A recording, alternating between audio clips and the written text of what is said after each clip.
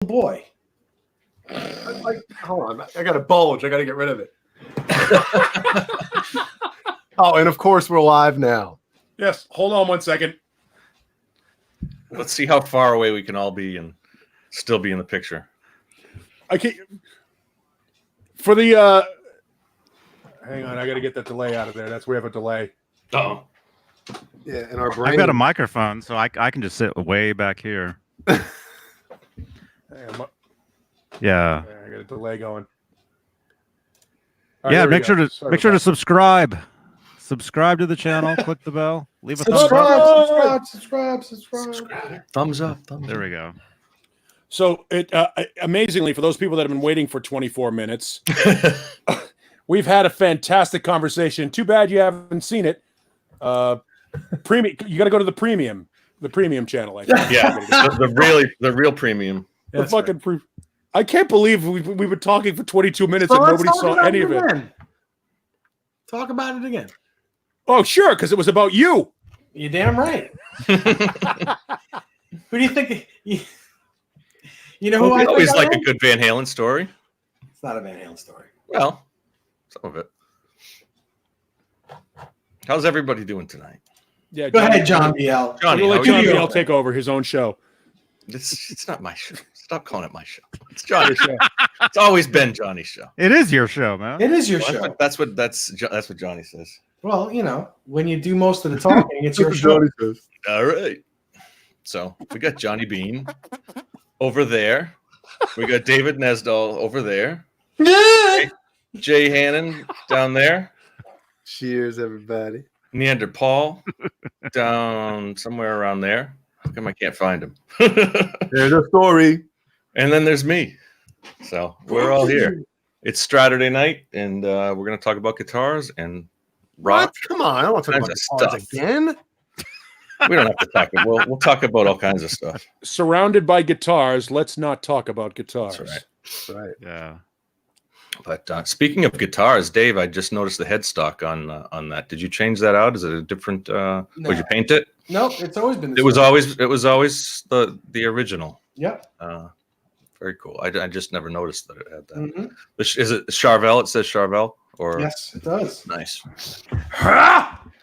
Hey, speaking of headstocks, before we get too far into the show, I don't want to forget about this. Speaking of headstocks, everybody. Oh, wait. Let's see. There I it gotta, is. Oh, look at that. Oh, look at that. Wow. That's Yep. real nice. Came out good, man. Getting closer. Got to get those fret markers in there. Yeah. Tuning keys, the whole thing. The whole shebang bang. There's the thumbnail. Make the whole thing enough's enough like. Yeah, man. You could be Harry Cody from Shotgun Messiah. Then you can put that shotgun right in your mouth. Oh no. That it got dark quick. Yeah. It's funny because I my art series doesn't have the black headstock. I'm jealous. I want a black headstock. Well, you know what to do. Yeah. Well, does the newer version, EVH version, have the black headstock? No. No, none of them do. No. Oh. He must have. Did he even keep that on beyond the album cover? He changed necks. Pull off the neck out. Yeah. It went to the Frankenstein in the '79 tour, didn't it? Mm-hmm. Yeah. Yeah. And at that point, did he have? Well, wait a minute. When did he put the Floyd Rose in prototype? 79. 79. And that's not on the album cover, I don't think, right? No. But I have a Floyd on this. No, the guitar wasn't even finished when he made the. Right. He just put it together, and I don't even know if he tuned it up. I think that was the story he gave. Yeah, the pickup wasn't wired in. It wasn't wired, yeah. Who's up for roll call? That's your job, Jay. No, I didn't it last night. Gang. Just because Let's do the wheel of roll call. Hey, wait a sec. First of all, happy birthday to my beautiful fiance Desiree. Oh, happy birthday, Desiree. Happy birthday. Her birthday right after the anniversary is right now. Yes. Great planning on your part. I know, right? Job. One gift and you're covered. Nice. No. Score. Why'd you get married on the same date too? No, she got flowers, a beautiful bunch of flowers that are sitting right there for our engagement. But my guitars are blocking them, so you know. And then I bought her an Apple Watch for her birthday. Yes, I'm blocking the flowers with my black headstock from my Charvel. Can you see them? Hang on a second. Let's see if I can. This is not going to work, I don't think. Oh yeah, Look at that. very nice. Rosy's Nice. not good enough, huh? Right next to the buddy guy strat. Somebody already asked, Dave. Somebody already asked. Yeah. Very nice. Happy birthday, Desiree. Oh, She's 21 today. Yeah, even though she hates looks, the show. She looks 21, but she's 17.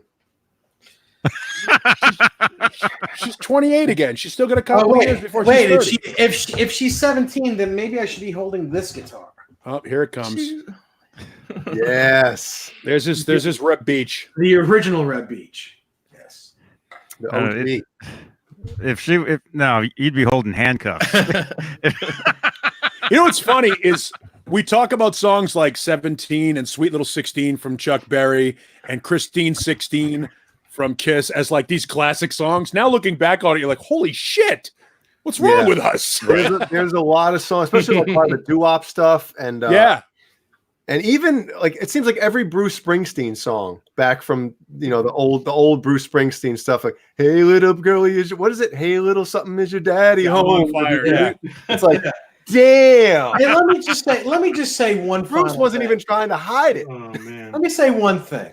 If she was 17, I would be every one of your hero. Every one of you would be looking at me. No. Yes, bullshit. Nope. Nah. No. I'd be like, Probably not. Yeah.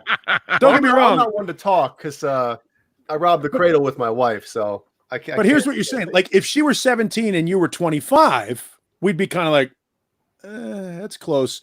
But when you're 51 and you're looking at a guy who's though. I know, but I am. So when you're 51 and you're looking at a guy who's dating a 17-year-old, I'm like, that could be my fucking daughter, you scumbag. Yes. Your perspective changes completely. Like, I have a buddy of mine. You're A buddy of mine, when he first started dating his now ex-wife, she had a daughter from her first marriage, and her daughter was like 12 years old, and we all knew she was going to grow up to look like his wife. So all of us were like, dude, count down the days. You need to get a gun now. He's like, what are you talking about? Like, just know that you're 6 years away from killing a motherfucker. That's, just so you know. And he's like, you guys are sick. I'm like, we're not sick. We're being protective. We're like the best uncles you're ever going to have. But take a look at your wife. Take a look at your wife, and then look at your little girl. That's what she's going to be in 8 years. Don't do that. Wait, you mean Ellie's not going to stay almost 3 years old for the rest of her life? Come on, No. don't mess it up for me. And by the way, before anybody references Robert Plant referencing a 3-year-old girl, that was his daughter. I made that mistake that one of the times after hearing that a few times. What is it? The Ocean. Yeah. She was only 3 years old. It's a real fine. What is it? Yeah. Real fine way to start. It's his daughter, and he's celebratory. Like, it's not lascivious. So before somebody puts that in the chat, we know. That's funny. Wow. But every one of us hour. Every one of us watching Gene Simmons' Family Jewels was counting the days, though. Guaranteed. Remember that? Remember I never watched that. Who was the I never saw it either. The Olsen twins. There was a website. Yes, I There was remember. a website dedicated to like the clock, the time of when they hit. Yeah, I was going to bring that up, but yeah, damn. All right, here's one for you. And I I was afraid. I was like, you guys are going to give me shit for that. Yeah, that said it as his homepage on Yeah. browser. at the risk of wading into somebody else on another show's territory, who knew when Tracy Lords, when you were beating it at 15 to Tracy Lords, that she was also 15? She was also 15. Was that? Oh, I'm sorry. I'm sorry, John. Oh, that's yeah. Guys don't touch themselves. It doesn't happen. It only gets worse. Johnny probably has never touched himself. Oh man, guitars. That's where I'll leave. No, that's where I'll leave it. I'm just saying, who knew back then that Tracy Lords, when you were underage, looking at Tracy Lords that she also was underage. Well, wait. was... Where's Mancuda? Exactly. I didn't want to go there, but that's where I'm at. Tuesday already. Yeah. That's your fault, Johnny. You allow that. You allow that. You allow that shit. That's the only place I'm going with that, and I'm letting it go at that point. I just wanted to point out, if we're all going to talk about underage chicks, we have to end at Tracy Lords. Well, Paul, 17 is not underage legally. well, hey, in South Carolina, I think it's like 15 is legal here. Oh, that's Yeah, I disgusting. think in New Hampshire it's I just 16. call them the high schools, when Gene was at work. That's the great thing about these high school chicks. I get older, and they stay the same. Oh, Damn right. everybody out there, All right. we're just Fuck. joking. We're having a fun time. I know. None of us. I think we should all go back to the original point, which is if David was dating a 17-year-old, every one of us would want to kick his ass for it. I think that's the first. Let's not forget the first statement on this conversation. Yeah. And then it devolved into childhood. So Paul, the 3 EVH Ernie Ball Music Mans that you purchased, or that you, Right. I don't want to say purchased because I don't, nobody. I stole them. No, I was going to say nobody. You acquired. How you got them? That you have.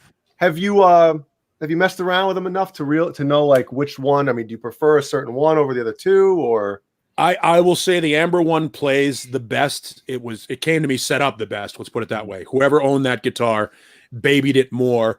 The guy that I got it from, the black one from, had removed the neck and already shimmed the neck. Mm-hmm. So I haven't decided whether or not, if I like the way the action is on that, if I want to take that out, and reset it. And I don't play the pink one enough to really have an opinion on it. It does have a free floating trem, and because I'm so used to having my wrist sort of touching the trem, it tends to go a little bit sharp for me. So Put a trem blocker, a trem stopper underneath it. Yeah. I gotta block that thing, sir, so I can't sit on it. But for the most part, the Amber one plays the best of the 3. But they're all, they're Ernie Ball Music Man guitars. They're fairly flawless. So you like higher action? I don't. No, I like it's like medium action. I don't want it to fret out, and I don't want to have to like fight with it. But I play bass guitar more than I play 6-string, so I'm used to having to fight with strings, with big strings, and push down hard on them. So anytime I get a guitar that is with low action on it, I feel like I'm kicking the shit out of the frets. Like I feel like I'm just fretting out the whole guitar. Yeah. So. Matthew Stewart asks, how tight do I make my Floyd Rose springs in the back? It depends on the guitar. I don't generally like it very tight. I like it to be tight enough where that when you bend a string, the bridge doesn't move. So, I don't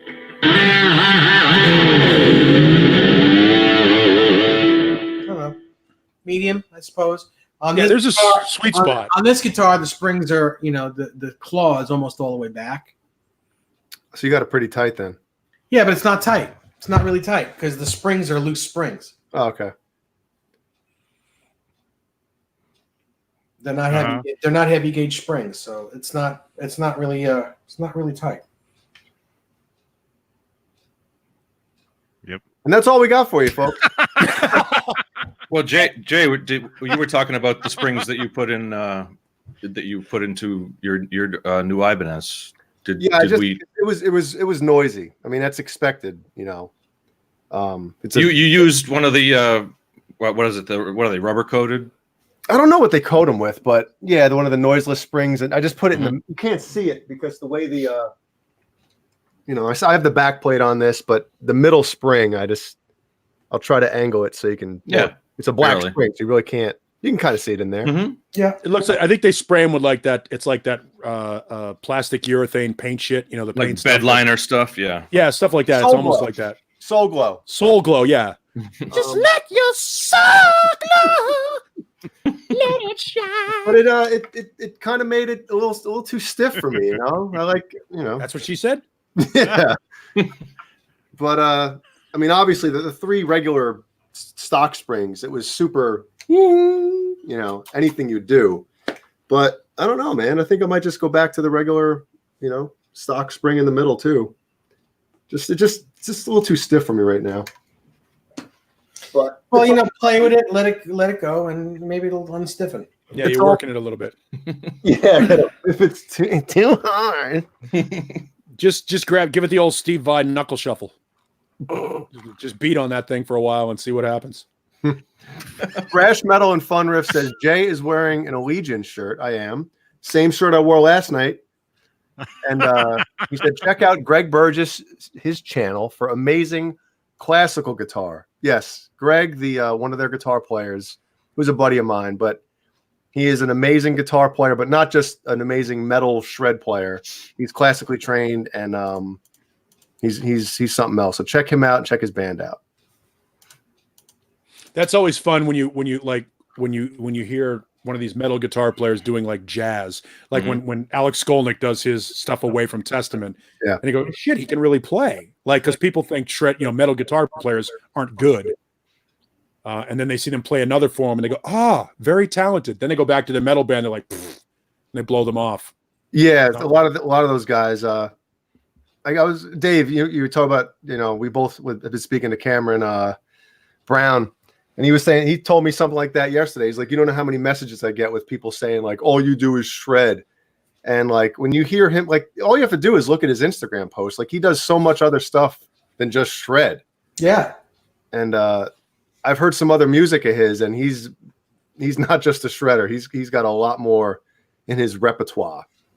So, but it's true. You guys are 100% right. Like, even metal drummers, a lot of these metal drummers, you think like, oh, they're just Dave Lombardo, I think, was he plays a lot of jazz trios. That's what I'm saying. Like a lot of your great metal drummers are just great drummers. Gene Hoglan. Play a whole Gene bunch. Hoglan can do that. Mm-hmm. Matt Sorm. Oh yeah. Well, yeah. Yeah. Neil Peart. Phil Peart. I was going to say Phil Peart. Greg Bissonette. Yeah, Greg Bissonette. A lot of them. Simon Phillips. Simon Phillips. He's one of the best drummers on the planet. Absolutely. I can't remember his name right now, and I please forgive me, but the drummer for Mr. Big, Pat Torpey. Pat Torpey was amazing.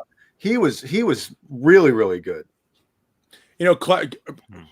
Class move on Mr. Big's part to keep him around when he was diagnosed, to let him still be part of the band. I mean, that as classy as it can get, because let's face it, they now have to cut their fee and divide it by another 20%. And B, calling it quits when he died. And now we'll see if that sticks. But, I mean, you want to talk about class moves. That's a class move. Just about as classy as when Def Leppard stuck with Rick Allen. Mm-hmm. Mm-hmm. I respect that. Regardless of how big Mr. Big, no pun intended, will ever be when we look back on them historically. I just think that's a solid move, that those guys felt like he's part of this, and when he's not part of this, it's not a thing. Yeah, agreed. Also, I don't know if you guys heard this. Of course, the Rock and Roll Hall of Scam announced their preliminary inductees this week, and there was a big brouhaha over one of my favorite bands and one of the more underrated bands in the history of the sport, Motorhead, being nominated for the first time, which is great in and of itself. But then, for the first time, I didn't know that. Yeah, but they were and Motorhead's not going to get inducted, as much as I want that to happen. Not this, yeah. It's not going to happen. Even though, if you're talking about a Hall of Fame, there was music before Motorhead, there was Motorhead, and music was different after Motorhead came out. That to me is the absolute example of what should be in the Hall of Fame. But they were going to only put in Phil Taylor, Eddie Clark, and Lemmy in the unlikely event Motorhead ever got inducted. People lost their minds when they found that out, because Phil Campbell and Mickey D were in the band 3 times longer than those guys. So apparently everybody went nuts, and the Rock and Roll Hall of Fame have now relented and added, because they know they're not going to get inducted, but they've added Phil Campbell and Mickey D's names to the potential list of inductees should Motorhead actually make the cut. So I think for all the things that we shit on the Rock and Roll Hall of Fame for, that was a solid right there. At least they got something right, upon further review. And I think that just speaks to the ignorance of the Rock and Roll Hall of Fame induction committee, which, like most Americans, have no use for Motorhead. They don't know anything about the band or what they're historically responsible for. Right. They're responsible for all that metal double bass, for one thing. You know, I can't think of the drummer's name right now, but well, Phil Taylor started it. That was their drum, yeah. But Black Sabbath invented heavy metal. Motorhead made it go fast. End of discussion. I gotta tell you,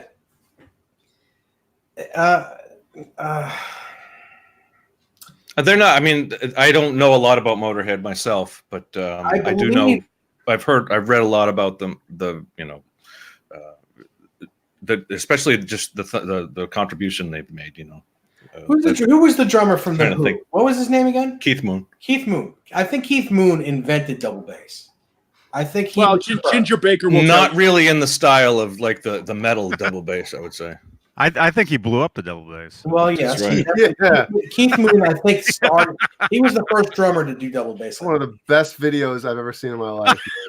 God. Well, oh! Yeah. he got a piece of shrapnel from a cymbal in his arm. I get from that. Pete Townsend went deaf and lost his hearing. Yeah. But said lost his hearing. No, I don't think that Phil Taylor invented double bass drum. No, Ginger Baker and Keith Moon and even John Bonham. Sure. You know, a lot of those guys were doing Carmine Appice. Were doing it long before Motorhead entered the scene. But Motorhead took the power and volume of heavy metal that Black Sabbath and to a lesser degree bands like Blue Cheer and MC5 pioneered and invented thrash metal and they were the precursors to hardcore.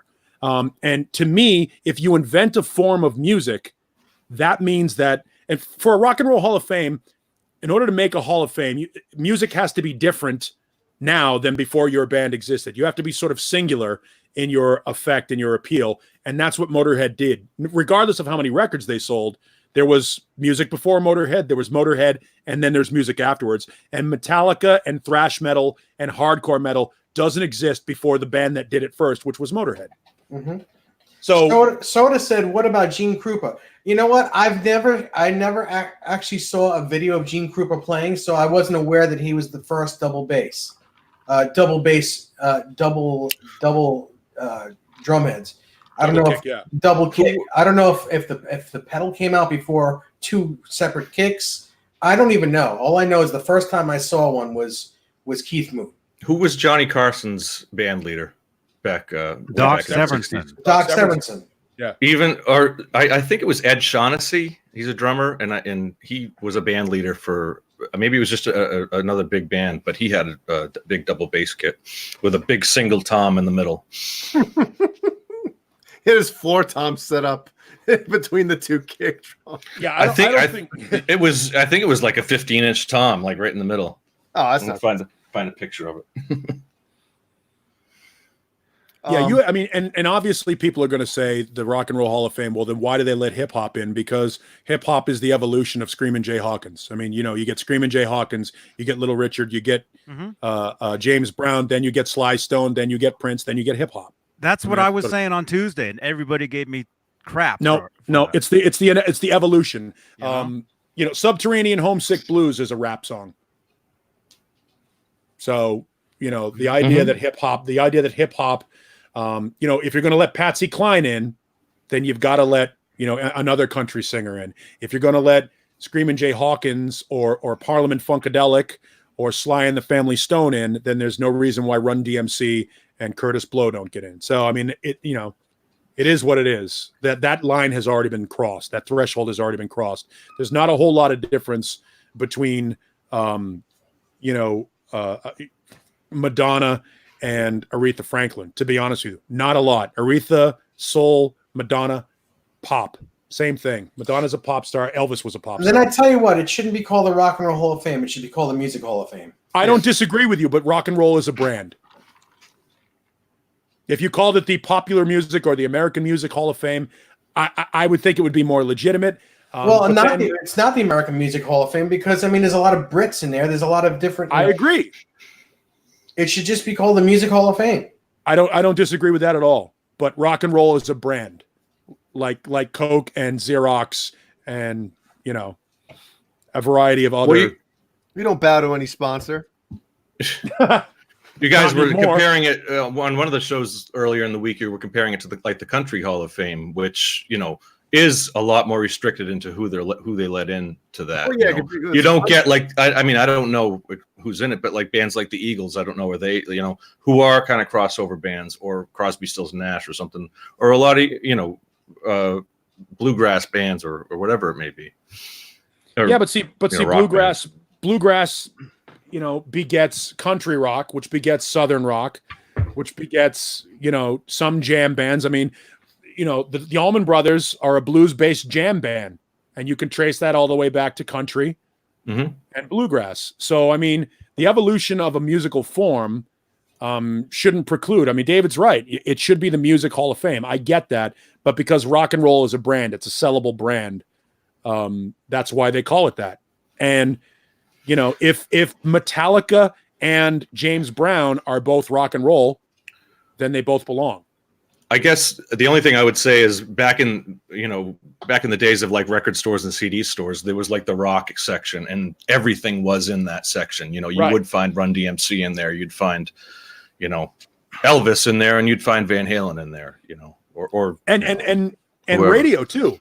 A lot of like your favorite rock radio stations growing up would play Elvis Costello and Boston and Boz Scaggs and Aerosmith. So you got a real wide. Linda Ronstadt and Sniffin' the Tears were on the same rock station back in the day. So there's that term is so all encompassing, but the mold has already been broken for country and bluegrass and hip hop and pop and alternative. The idea that a band like Kraftwerk has to fight to get into the Rock and Roll Hall of Fame is garbage, because with no Kraftwerk, you don't get Nine Inch Nails, you don't get Gary Newman, you don't get Talking Heads, you don't get Devo.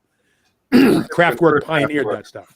You've never heard it? Of course you haven't. No. Because they were the first band to pioneer synth electronic rock. So industrial music doesn't exist without Kraftwerk being the first. And that's sort of the reason why a Hall of Fame should exist. Pioneers and people that change the music industry should get in before fly-by-night one-hit wonders. Is Herbie Hancock in there? Herbie Hancock is? No, but Herbie Hancock's not a. Yeah, but I almost could see him being inducted. No. He's. Okay. I mean, no, he's a jazz guy that used synthesizers and made it fairly popular. It was like funk. I mean, he was right in there with the funk. That video for Rocket was awesome. Man. Oh my god, I love that. Yeah, great song. Phenomenal. Yep. Well, speaking of double bass and not knowing who invented or who started, playing double bass first, we all know who invented triple bass, Fear Factory. What's so funny about that? I don't know. Triple bass? Come on. Well, who invented quadruple bass? Didn't Alex Van Halen have 4 kick drums at one point? That's right. Several points. He did in 2015 as well. But it never sounded like he was playing all of them at the same time. When you listen to some of that Fear Factory stuff, you're like, Jesus Christ. I don't listen to Blast three legs. Some of that stuff sounds like it, man. It's nuts. With Alex, it was just it was just it was just basically, I mean, he explained it like that it was the air pressures, but no, it was just show. You're right. Yeah, I got confused on which one I was sitting at, and Eddie goes, yeah. I was like, damn, I looked back, damn, his hair grew quick. Remember that interview? Do you remember the old North drums that they used to show in like Circus Magazine and shit? The ones that had like a tube? Yes. They were Alex used? Yeah, he sure did. Yep. North was the name of the drum. Vader. Wasn't Vader another one that did that? I think Vader was Styx, right? Let's find out.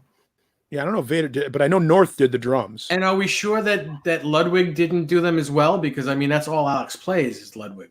Mm-hmm. No, he used I think different hardware. He used Pearl hardware on some tours. I think he used different hardware. Well, I'm talking about the drums. Yeah, he's never strayed from Ludwig, which I give him credit for. Even the Octobans and stuff. I don't think the Octobans were. They didn't make that stuff. That's different. Those are like D drums and shit like that. And the Simmons, Simmons drums, Simmons Octopads and shit like that.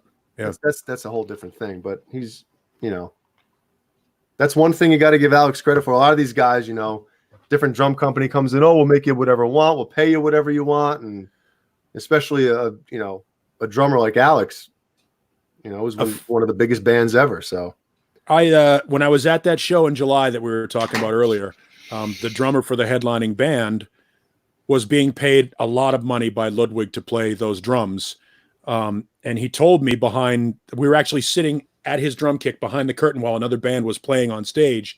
And he told me that Tama had come to him and said, we'll give you $20,000 more a year and all the gear you can ask for if you'll swap over. Because at that time, that band was doing well, and having his picture with those drums in a magazine would move a lot of drums for them. And his response was, no, I'm a Ludwig guy and I'm going to stay a Ludwig guy. And I always respected that. I thought that was cool. You got it. I thought that was cool. I think, and unfortunately, for all the things that we love about certain guitar players that jump from company to company lose a lot of credibility for me. If you are what you are, you know what I mean? Mm-hmm. Be what you are. I mean, that's like saying, my favorite car is Ford. I'm always going to be a Ford guy. And then Chevy steps up and says, well, what if we pay you more money? Well, fuck Ford. Like, you can't lift your leg and mark your territory on everything. You know what I mean? At some point you have to pick your flag, fly it, and die with it. Unless, there's a different, it doesn't matter. It's totally different with what you're saying. I was going to say, I could be a Ford guy for most of my life and then come into a lot of money and then buy a Ferrari and be a Ferrari guy. No, I get what you're saying there. But if you like the brand you like we pick our brands at a certain point, whatever your favorite beer is, your favorite cola is, your favorite guitar is. You might have a guitar that you love to play, but it may not be your favorite guitar. Like, my favorite guitar will always be the Gibson Les Paul. Always be the Gibson Les Paul. There are other guitars that I have that I think play better, but my favorite is still the Les Paul because that's the one that got me into music. And it'll always be my favorite, and there'll always be something there, despite the fact that Gibson has done everything they can to fuck up that guitar over the years. I mean, if you just look at the history of that guitar, the stupid shit they've done with it. But in the end, when you get a good one, it's like magic. There's nothing like it. The same thing can be said for a Strat or whatever your guitar du jour is. Whatever your favorite thing is your favorite thing, and don't let anybody tell you different. Mm-hmm. Right on. Let me show you guys a couple pictures real quick, if that's okay.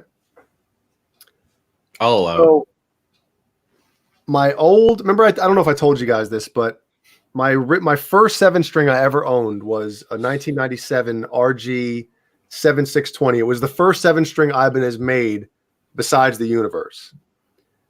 So years ago, I gave it to my drummer, who was also my brother-in-law.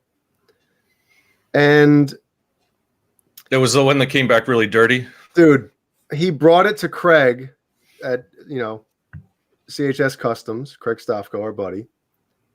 And I get these pictures. Long story short, Jimmy. These are pictures he posted today? Yes. Okay. So, long story short, I kind of hooked those two up. Jimmy wanted to get the guitar repainted because it was, whatever. He had this cool idea. So I was like, bring it to Craig, let him sand it down, so I set those guys up. Craig sends me pictures of the guitar when he brings it to him. First, here's the headstock. Oh boy. I can't see. Jesus. Oh yeah. What's salt?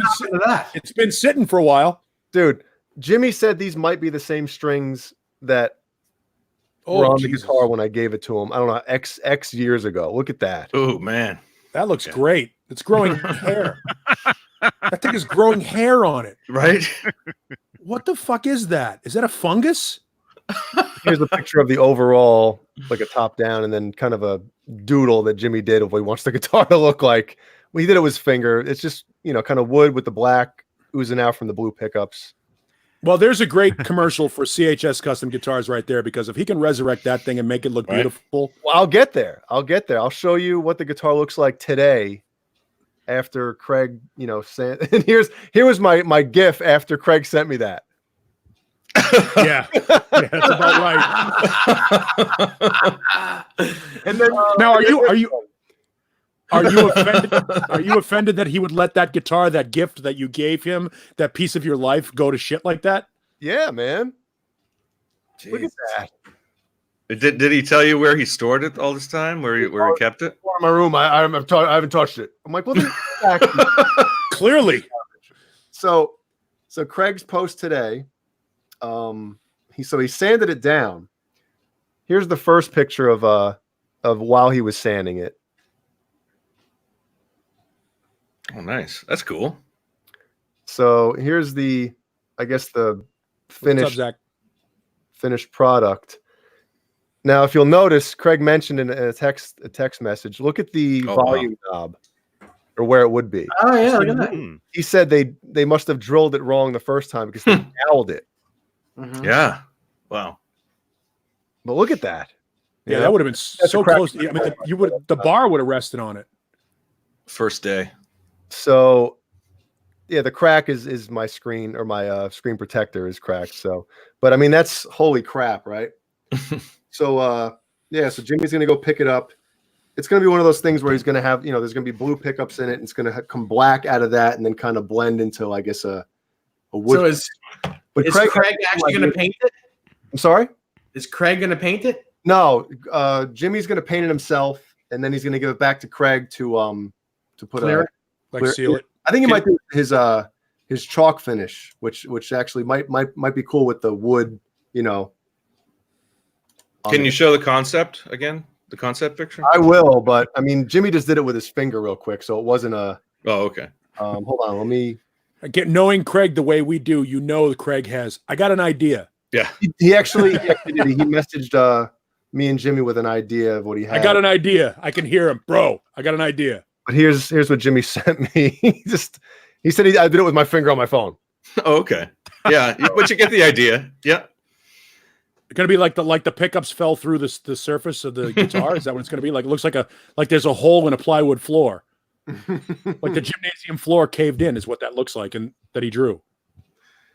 Yeah, so our buddy Craig at CHS Customs is gonna hook it up. And I'll obviously I'm sure you'll see the updates and stuff on social media first, but it should be cool though. Like to see that guitar. I have to call up Rich from Ibanez Rules and order new saddle screws and block inserts for that damn thing, for the low pro edge. I could slap somebody for that, man. That was my guitar. Does it hurt?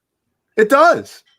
Like I mean, and that's one of the things that I think we talked about this a couple of weeks ago. About David would be a good person to ask this question to because he doesn't have a lot of guitars.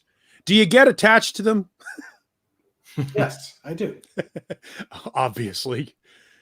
Do you ever list a guitar or think about selling a guitar, and then as you're getting ready to pack it up and box it, you go, nah, can't do it? It really I've thought that, but here's my thing. If I've already decided to sell it, right, it's already out of my mind. It's, if I've decided to and I don't sell things, if I only sell it if I'm getting something new. You know what I'm saying? I don't just sell guitars to sell guitars. If I'm not getting something new, I'm not getting rid of what I have. And I generally don't get rid of what I have anyway, but like there's sometimes when I just don't have the money in my pocket and I got to have this new thing that I look and see what I don't play, what I'm not really interested in, what I don't favor anymore. And once I decide to sell it, then it's already gone in my mind. So yeah, I did. I mean, and that's kind of where I am with picking up 3 Ernie balls in a matter of 2 months. I'm like, all right, I got to get rid of some. I got to get rid of some because I can't spend this money and not recoup at least half of it.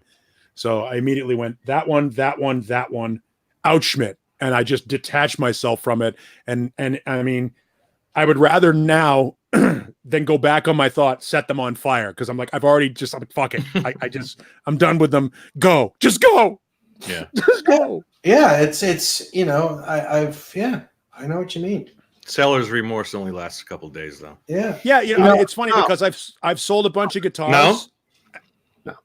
I've sold a bunch of guitars and I still I can't remember all the guitars I've sold. So they obviously didn't mean that much to me. I remember some of them, but I don't remember all of them. Until somebody brings up, something that you've sold, like I had a Kramer Focus is the one seller remorse that I had. I had a nice Focus that I paid $99 for, and like 3 years. 3 years later, it was still for sale at a guitar shop for $99, and at the time I didn't buy it back, but my Pacer Special is that. Dave knows about that. The one that got away. Yeah, I mean, I do these deals with Rob Johnson a lot. Like Rob Johnson will come over to my house, he'll bring something really cool, and he'll always want something of mine, and we do these deals. Yeah, you gave up your ad guitar, right? Recently? No, not the ad guitar, but the Music Zoo Vetus guitar. Oh, the Vetus, which I loved. I loved that guitar. It was one of my favorites. But it's one of those guitars where I could just make another one. I'll make another one. I don't really care. But the guitar I got from Rob for that guitar, to me, I thought was a cooler guitar because number one, it was the neck on it is a Butala neck, but it's the prototype of this particular neck. It's the first one, and the guitar plays and sounds and it's ridiculously good. It's such a good guitar that I was like, well, I'll give up mine. I'll keep this one, and to me, this one is cooler to me. And well, I think it's different when it's a vintage guitar, though. What do you mean? Like you can make another one of the guitars that you gave to Rob, but let's say you've got I don't know, a 59 or a 62 Strat or I had a 60. I had an original 60 that I can kick myself in the ass for getting rid of. But the reason I got rid of it is because I had hospital bills at the time with no insurance. I get that. No, I understand that. No, sometimes you got to do what's necessary. And that guitar was probably the best Strat I've ever played in my life. And I did a lot of gigs on that guitar, and it was man, right now I would love to have that back, but it's be $20,000. Yeah, and those are the things that you can't replace. So, and some look, if you got a hospital bill, sometimes you got to go. So some things have to go, and that's a quick move when you don't have insurance. I get that. That was my Pacer deal. If you got a hospital bill, sometimes you got to go. You don't sell a guitar. You got to go. Yeah, you got to go. That 83 Pacer, I regret because I only got $1,000 for it. And here I am years later, like that $1,000 didn't make the difference between me being homeless and not. I did it because my ex-wife was like, shit, we need money. I'm like, all right, quick, I'll sell this. We've got money. Don't freak out over it. Now both the guitar and she are gone. Right. Yeah, and I miss one of them. She should be gone. Yeah, I miss one of them a lot. Well, here's the thing. With that 83 Pacer, you probably got the most money you could probably get out of it. Right, yeah. No, it was a guy in England that bought it. And and he, and look, I was, that was the right price, obviously, because if I'd asked more, it'd still be up on Reverb. Mm-hmm. And if I'd asked less, I wouldn't have felt good about letting it go. So I picked the price, which I said, okay, fuck it. The pain of letting this guitar go is equaled or surpassed by the amount of money and security that it creates in my life. That at that time, my ex-wife is being happier than me having the guitar. I can always get another wife. Yep. Some guitars are irreplaceable. You're right. Yep. The sentimental value with guitars is worth more than. I will tell you, I did say to my ex-wife once, she's like, how come you she did this, and you guys have gone through this with a girlfriend or still or after? No, when we first started dating, and even before we got married. And you guys have heard this before from other people and probably have experienced it. She's like, you think your band is more important to me. I said, my band's never going to break my fucking heart. Well, my music is the only thing in my life that has never disappointed me. Mm-hmm. And she was like, how can you say that? I'm like, because it's true. Music will never disappoint you. There might be some songs you like better than others, but whenever you're in a shit mood or something bad is going on in your life, there's something in your collection of music, your rack of music, or something you can pick out on a guitar that will make it better. that will make it better, and it will never let you down ever, ever, ever. Human beings will disappoint you. Your family will disappoint you, but music will never disappoint you. And but then on the other hand, if you being in a band is almost like being in a relationship with a woman too, you know? Absolutely. Yeah. Sometimes it's worse because it's 5 ways. That's right. Or if it's 3 other guys, it's like being in a relationship with 3 other guys. Or it sounds like Well, that's from somebody who lives in the Bay Area. That's more common than it is for the rest of us.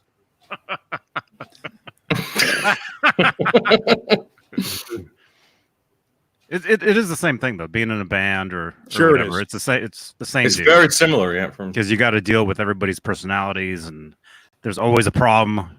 Of course, there's always one band member that's being a pain in the ass. One, yeah, or at least one. Yeah, and if everybody else in the band is being awesome, you're the one. Yes. Sometimes. let me show you this real quick. Speaking of, I have this stuff pulled up. I don't want to forget about it. My phone's going to die soon, so I want to show it now. But if you guys saw Craig's other post today, he posted. Oh, it's look beautiful. Galaxy Wolf. Yeah, Jesus. I should have. which that the blue one? Oh yeah, I saw that. Yeah. Isn't that Carlos's guitar? Is it?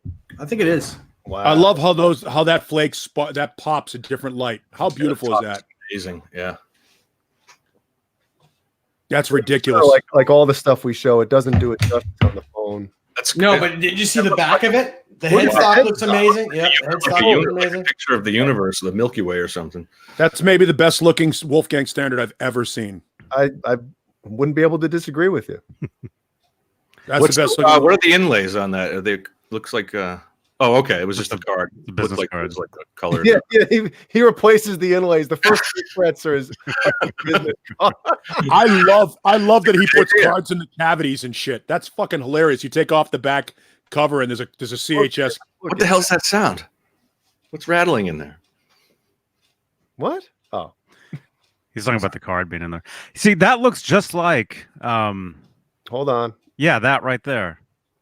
Look at that shit. That is You cool. kidding me? I thought I wanted to have a Wolfgang looking like that a couple of years ago. The ball end, the Diodario ends. Because that's the same finish as those Squires that I have, those 2 Squires, the Showmasters. And I remember saying, man, I wish I had a Wolfgang with this finish. And that's exactly it right there. Well, I think that paint job is worth more than that guitar. Yes, absolutely. That is insane, dude. And you know what started all that? Caleb? No. Well, that green Kramer that Craig made me. That's what started the whole thing, because that was the first sparkle finish that he did. Which one? The green Kramer Pacer that I had. Oh yeah, that's right. Yep. That was the first one. You popped the cherry, huh? At least I think so. He may disagree with me, and you know what? I don't know if he's done any before me, but as far as I know, I was the first one. You were his first. Yeah, but there's something to be said for being the first and then seeing how it's evolved. Oh, absolutely. I mean, look what he's doing. Absolutely. I would kill for one of those now. That's not to denigrate what he did for you, but you Not sit at there all. and you look at it. You'll sit there and you look at it and you go, shit. Now I got to get it. Now you've got to sell something to buy another guitar so that Craig can paint it the way you want it. No, I was thinking. But it's not only the sparkle finish; it's the top or the paint or the finish under the sparkle finish. It's just like holy crap. Yeah, how many layers is that? How many? I mean, obviously it's hours of work, but how many different coatings and he has to put every tiny little speck on by hand. So it takes about 35 years to I can imagine, yeah. I think he does between 7 and 10 coats of clear coat. Wow. Jesus. Alone. And he says he tries not to work on more than like 6 or 8 guitars at a time. When does the boy sleep? Because I've seen, obviously we've all seen the pictures of them all hanging in the background. He knows every one of them, knows what they're doing with it every time, and can turn on a dime to go from stripe job to flake job to, primer job to, whatever, hand job. They're all hand jobs, really. Now I'm just pimping them now. The seafoam. Oh man. So yeah, I'm still in the middle at the very beginning of painting my 78. So I'm seriously considering sending it. Send it to him, man. This stuff, man. Give him a ringy ding. Well, the paint job is going to be worth more than the guitar is. I just want to let you know that. Yeah, I know. And if you're gonna send a guitar to Craig, you should probably do a real build. Yeah, well, I'm considering my options as far as painting because and I'll get into the other part of it, but it's just been sitting there for I have the second couple coats of black on it, but I'm just I don't dare go forward with it if it's not going to be perfect, But you got to do it though. That's like Yeah, I know. It's like the first time you jump in the pool every spring. You're like, this is going to suck, but I got to do it. Yeah. Yeah, you should probably do that guitar to hone in on your chops. But if you're going to have Craig do one, here's what you do: body and neck, and have him build you like a real guitar. Have him paint it like a expensive guitar, or do it yourself. And if and when you fuck it up, send it to Craig, and he can fix it. You can always go, strip it or at least get another paint job on it if you have to. So, well, Craig says that he does 4 coats of clear. Then he sands 1 coat off, and then he buffs it. Buff the wood. Buff the wood. Giggity. So that's. Is Craig on with you right now? He's watching. He's texting. Oh, okay, cool. Yeah, I think I got a text from him too. He's sexting me with all these pictures. He's watching this? Huh? Craig, why don't you say hello for God's sakes? Maybe he's watching on his Xbox or something. Does he even have an Xbox? I don't know. I have one, so I just assume everybody has one. I don't have an Xbox. I don't do any of that gaming. Yeah, I don't have any game system. No. Last game system I owned was Atari. Yeah, Atari 2600 for me. Yep. I was 7. I have an Xbox, but I play fucking pinball on it because I can't afford $4,000 or $5,000 for pinball machines because I spend it all on Ernie Ball guitars. I was just gonna say, if I have money to buy a gaming machine, I'm gonna buy another guitar instead. Yeah, right, exactly. So I got.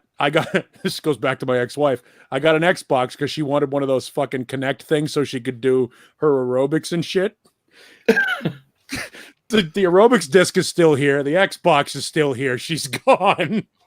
So I was in a local CD shop and found, I don't know if it was Williams or Gottlieb or one of the like pinball companies put out a disc of like all their old classic like Black Knight and all the pinball games that we all grew up on. I'm like, $9. Yeah, all right, I'm in. That's cool. So that's the only thing I have an Xbox for. You could talk to me about whatever game. So what is it, like a simulation of the old electronic? Yeah, it's like it's a video pinball. It looks like pinball on a television. Yeah. Hey, there he is. Hey, CHS guitar. You don't have to pay that kind of money for it. Soda and milk. Hello, Craig. CHS Custom Guitars right there. Ask him your question. He said poly finish or nitro finish. Nerdo finish. Nerdo. Well, it also depends on the guitar for me. If I'm doing a replica of a Strat or a Tele or a Les Paul, it's gotta be Nitro. But I like the poly finishes on all these other guitars. I like poly finish. I don't even know the difference. Well, Nitro is a lot thinner. It's a lot thinner. It ages better. It ages better, and it allows the wood to breathe. So as the guitar ages, it sounds better. Mm. And I mean, that's why I replaced my I got a Nitro Strat, one of those American original 50 Strats, and it smells like bubblegum. Ooh, yeah. It's awesome. Every time you open the case, it's like bubblegum. Awesome. Wait, like Big League Chew? So yes. Bubblicious? Yes. Like regular bubblegum, like straight up bubblegum. Bazooka. It's like a Mary Kay finish on it, that white, that really thin white that I you own can one see of that. those. Yeah, you can see the wood grain through it because the Nitro finish is so thin. It's got one ding in it, but I don't give a shit. It's gonna get dinged anyway. It gets played. But there's just, when you open it up, like the whole case, the whole room smells fantastic for a while. It's just cool to play because it just smells like it smells like fun and happiness. Well, Soda and Milk ask, do you lick it? If it smells so good, you gotta lick it. Right? Yeah, I can only lick it. I can only lick it if I lick it Steve Vai style, and I don't play well enough to do that. All the way down the neck. Oh man. Now you called it the Mary Kay finish. What's the story behind that? I've heard of that before. Mary Kay Strats. Mary Kate and Ashley. I know they did the DuPont for a while. It was some of the new colors. Oh my god. No, Fender used DuPont paint all through the 50s and 60s. But Mary Kay would be blonde. It's like a blonde burst. It's blonde with a white outer burst. And it's got to have, if it doesn't have gold hardware, it's not a Mary Kay. Okay. Right.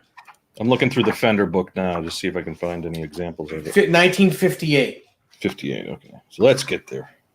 It's a strange, it's a very weird burst. This isn't a Mary Kay finish. It's like a Mary Kay because you can see the grain through it. Yeah, basically it's see-through. It's see-through blonde. See-through white. Yeah. Did they only do it on Strats or? Yes. Okay. Have we missed any good ass questions? Because we've been. No, I'm reading. I'm reading while we're talking.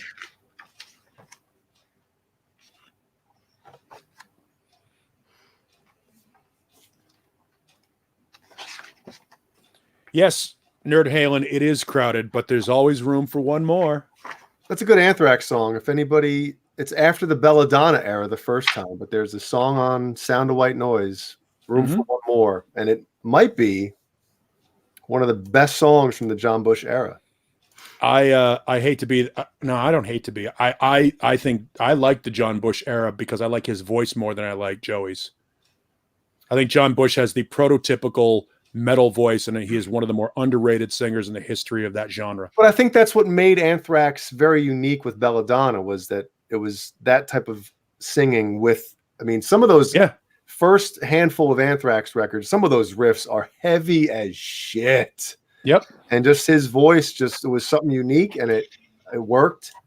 And it's almost Anthrax there's a lot of people that prefer John Bush over Belladonna, but I like both. I mean, I do too.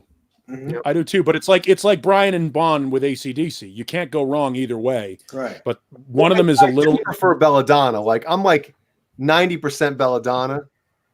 You know, but even though, like I said, I bought all the John Bush. It's the classics, the classic. Well, if you can Anthrax is my favorite, my personal favorite of the big four. Yeah. Soda and Milk. Yes, I can read from far away with these glasses. How far away are you? 6 feet. 30. 6 feet away. Vistalite Armored Saint is still around and making great records. And I believe, if I'm not wrong, Armored Saint and Anthrax are together on the Mega Cruise. Is the Megadeth Cruise, right? That just pulled back in. It was out last week. Yeah, so they were together. And I saw a picture of Anthrax and Armored Saint together hanging out, which is cool. I love seeing that type of stuff. Armored Saint to me is the great underrated band of that era. Armored Saint and Riot are the two bands that I really love from that era. And I mean pre-Thundersteel Riot, back when Guy Speranza and Rhett Forrester were in Riot. Who was it? Bush in Armored Saint? Yeah. Oh, okay. Yeah, Bush is the singer for Armored Saint. And again, they continue to make good records. I think they have a new record coming soon. So would he get up and you think I'm sure they're probably all friends, but they'll probably jam together at some point. Were you talking about Riot from Long Island? Yeah. Mike Flint's is one of my good friends. I am a huge Riot fan. Love the band. Mm-hmm. Everything from Narita forward. I own the stuff from Thundersteel forward because I'm kind of a completist, but I think the first 4 or 5 Riot records are absolute phenomenal. I love them. Yeah. Mike Flint says one of the coolest Kramer Pacers I've ever played in my life. Strathead stock with a Floyd. Great guitar. I wish I had it. Yep, they're one of the great underrated bands. And for those that are in the chat that have never heard of Riot, think of the song Swords and Tequila. You've probably heard the song Swords and Tequila. Yeah, they are the only American band. What was that? No. I can't see what I'm showing. So it's like, Riot is the only American band that is considered part of the new wave of British heavy metal.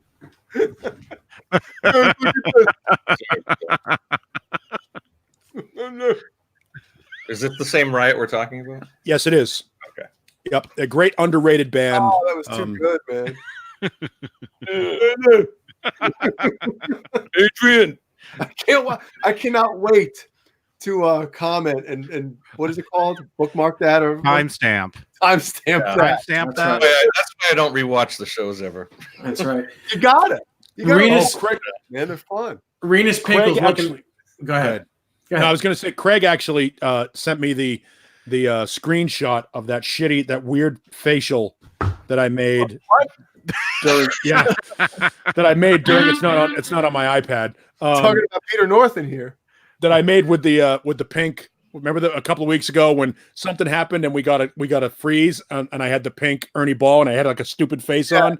Of course, Craig found it, screenshot, sent it right over to me. So I want to get that in at some point. Put it up as an avatar. Renus Pinkle's looking for a cool chorus pedal. Any suggestions? I say the Corona Chorus by TC Electronics is great. Not terribly expensive, and it's a really good chorus pedal. Pretty much everything they make, right? Is great. Yeah. If you can find an old Rockman box, like a soloist and something, and put it in your chain and just leave it on all the time, the Schultz chorus I still love. It's old, it's classic, and it sounds great. What was it built into the Rockman? Yeah. But you can get rack mount stuff too. They made a lot of pedals and stuff too, right? Yeah. Schultz, all the stuff that he did before he sold out to Dunlop. All that Schultz chorus and stuff like that is just full and round. TC, you got that. Sorry. Yeah. And then Dave, have you Dave or any of you guys, have you played that yet? Have I played what yet? The Polara? Can't really see it. No. Who makes that? Cameron Brown sent me this picture yesterday. He's like, man, I fired this thing up. He's like, I haven't used it, and he's like, this thing sounds awesome, because I think he posted a video on Instagram yesterday using the pedal, and he said it was awesome. What kind of pedal is it? It's a Digitech Polara. Oh, Digitech. No, I know, that's what I thought too. I was God. like, Digitech, but I love I love you, Cameron Brown, but if Digitech is giving you pedals, I don't know if they gave it to him. I think he just had it. But then again, it's Cameron Brown, so he could use, plug into my butthole and it would sound good. Wait, what? Wait, that happened? No, I'm serious. Like, he's one of those players, man. You're talking a guitar cable, right? No. Oh my gosh. The clips from this show tonight by itself, man. There's so many things here that, oh my gosh. Clip? When is Nightbot going to realize that the pussy melter is a goddamn pedal, not a bad word?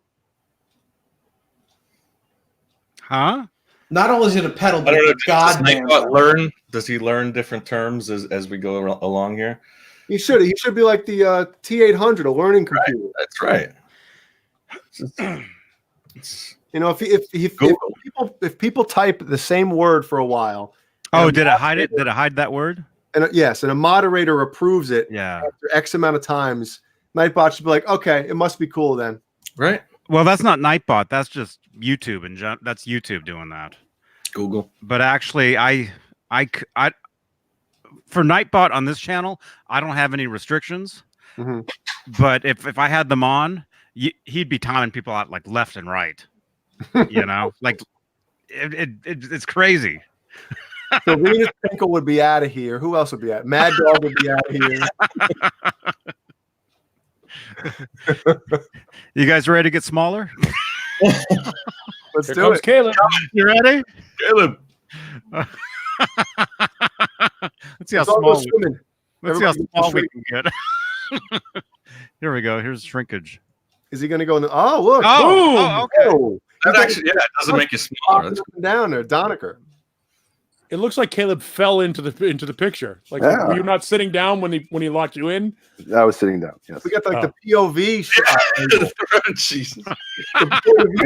Like, apparently, Caleb had a mini cam installed in the head of his penis. Periscope. Very small, very mini. Oh, thank you. What's up, man? Hey, I have the Polara on my board. What is that effect, Caleb? What is the Polara? It's a reverb, but it's like 17,000 different reverbs, and I only use it for one thing. So, but it has several different reverb effects. It's a good pedal, and I had the Digitech fear too, because Digitech. But we all did. So it's got room plate modulated. Halo, does that say? I can't. It's cut off kind of. Halo. Halo. That's not the only thing that was cut off today. Damn it. Small and spring. Then you got liveliness, decay, and then on and off.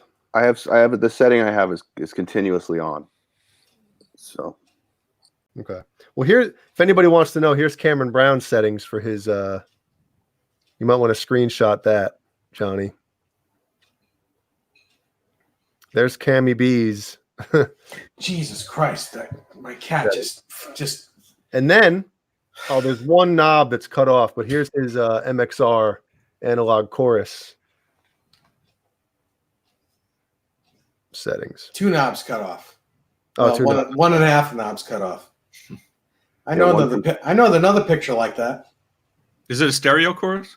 I saw the mono output. Does it do stereo?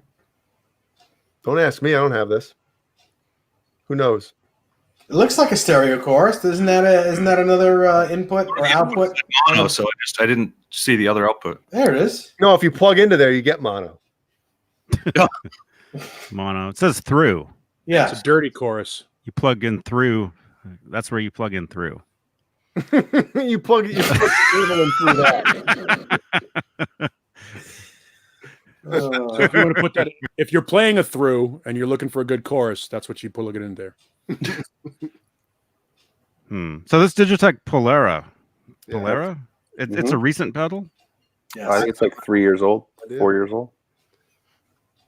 I'm looking at it. There's a bunch of them available. Kind of rebranding themselves, Digitech, or at least different graphics now. Yeah, they were like poor man's, Mm-hmm. When I was starting to play. Hey, I have an old RP 500 that I still screw around with. It's a fun plastic pedal, yeah. Right. 2 years ago when I got it, I did like the top 10 reverb pedals, and it got a lot of good ratings, so I went for it. So it was definitely like 2 or 3 in a bunch of the polls. So is it on your current pedal board? It is. You always have it active? I always have it active. I mean, it's very simple sound, but it's got a lot of very cool sounds. And plus, I have my H9 has all kinds of stuff, but I use that for different stuff because Eventide won't let you use 2 effects at once with the H9, which is a crime. Very true. It's a crime. You need more than one H9. Renus Pinkle asks if the TC chorus pedal is better than the MXR chorus. In my opinion, it is.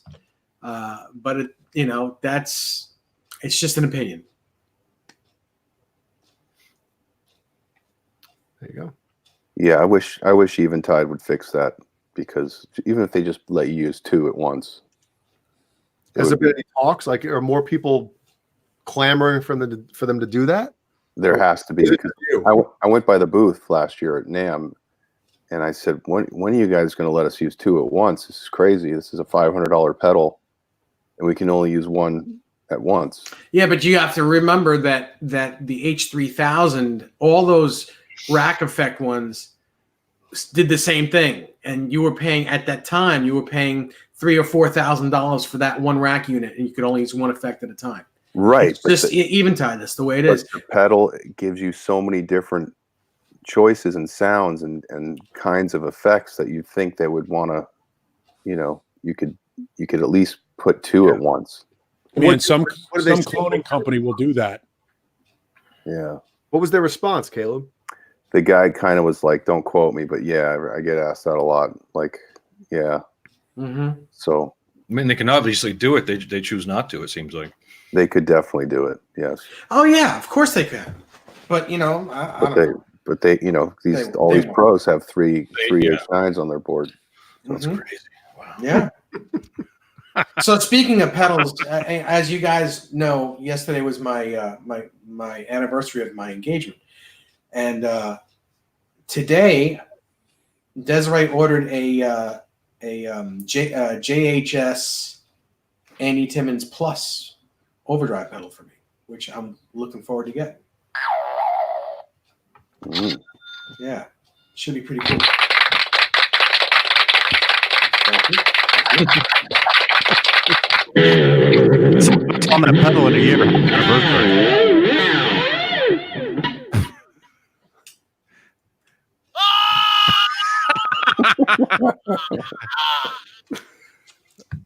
It's still one of the best ones, man. It's that little push. It's that little push at the end that makes it. Yeah. Yeah. It's like when the knife goes in farther. Man, somebody got paid like $25 to do that. Fruitcake asks, Caleb, what's upcoming for Nerd Halen shows? There are 2 scheduled Nerd Halen shows upcoming. One is on November 23rd in Anaheim, California, our first headlining show. Where's the claps? Awesome. And thank you. Oh, wait. That's after the show. Our first headlining show. And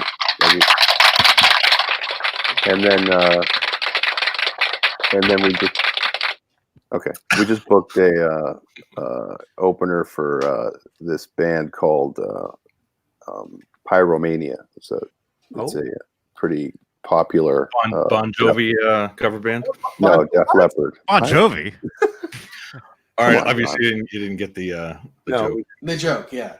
Just trying to think of. That's like someone wears a Van Halen T-shirt. Oh, the irony. Where'd you get that T-shirt from? Oh, an ABBA concert. Right. Mm-hmm. And that's where on. That was where I got that from. That'll be on January 11th. So those are the 2 next scheduled. I try to keep like at least 1 gig a month, so we still have December to fill. So I can't wait to go back and listen. Did you hear that? Because it sounded that sounded like somebody with a bong. Oh, I Did you hear that? I breathed in. that wasn't me. That's my nose is stuffed. Somebody have sinus issues? When Caleb said we have 2 Nerd Halen shows upcoming, go back and listen to it because it sounded like he said we have 2 Nerd Halen shows. I'm coming. God, well, that could be true too. Yeah, the perfect angle for it. He's telling somebody. Yeah. At least he's nice enough to tell you. God, I better hide my face. You got the glasses on. You're covered. Yeah. At least hide your sheep. Yes. The Throwing Ropes Hour on the Johnny Beane Show. Get Mancuda in here. And we're back to that again, aren't we? There we go. Man, the chat has just died. Slowed down. What is like 5 people in there? Sorry, guys. There's 80 people watching right now. 80 people watching, and they're going, "What the fuck are we watching?" Well, this is the longest sustained guitar talk I think we've had in weeks, where we've actually talked music and shop and stuff, the things that the actual focus of the show should be on. We need more ridiculous side trails now to talk about stupid wrestling or movies or video games or something stupid that will just get people to be juiced to comment. Well, Winnie Lou said she's giggling too much. What about other people here? Yeah, what's going on in the chat? There's a female in the chat.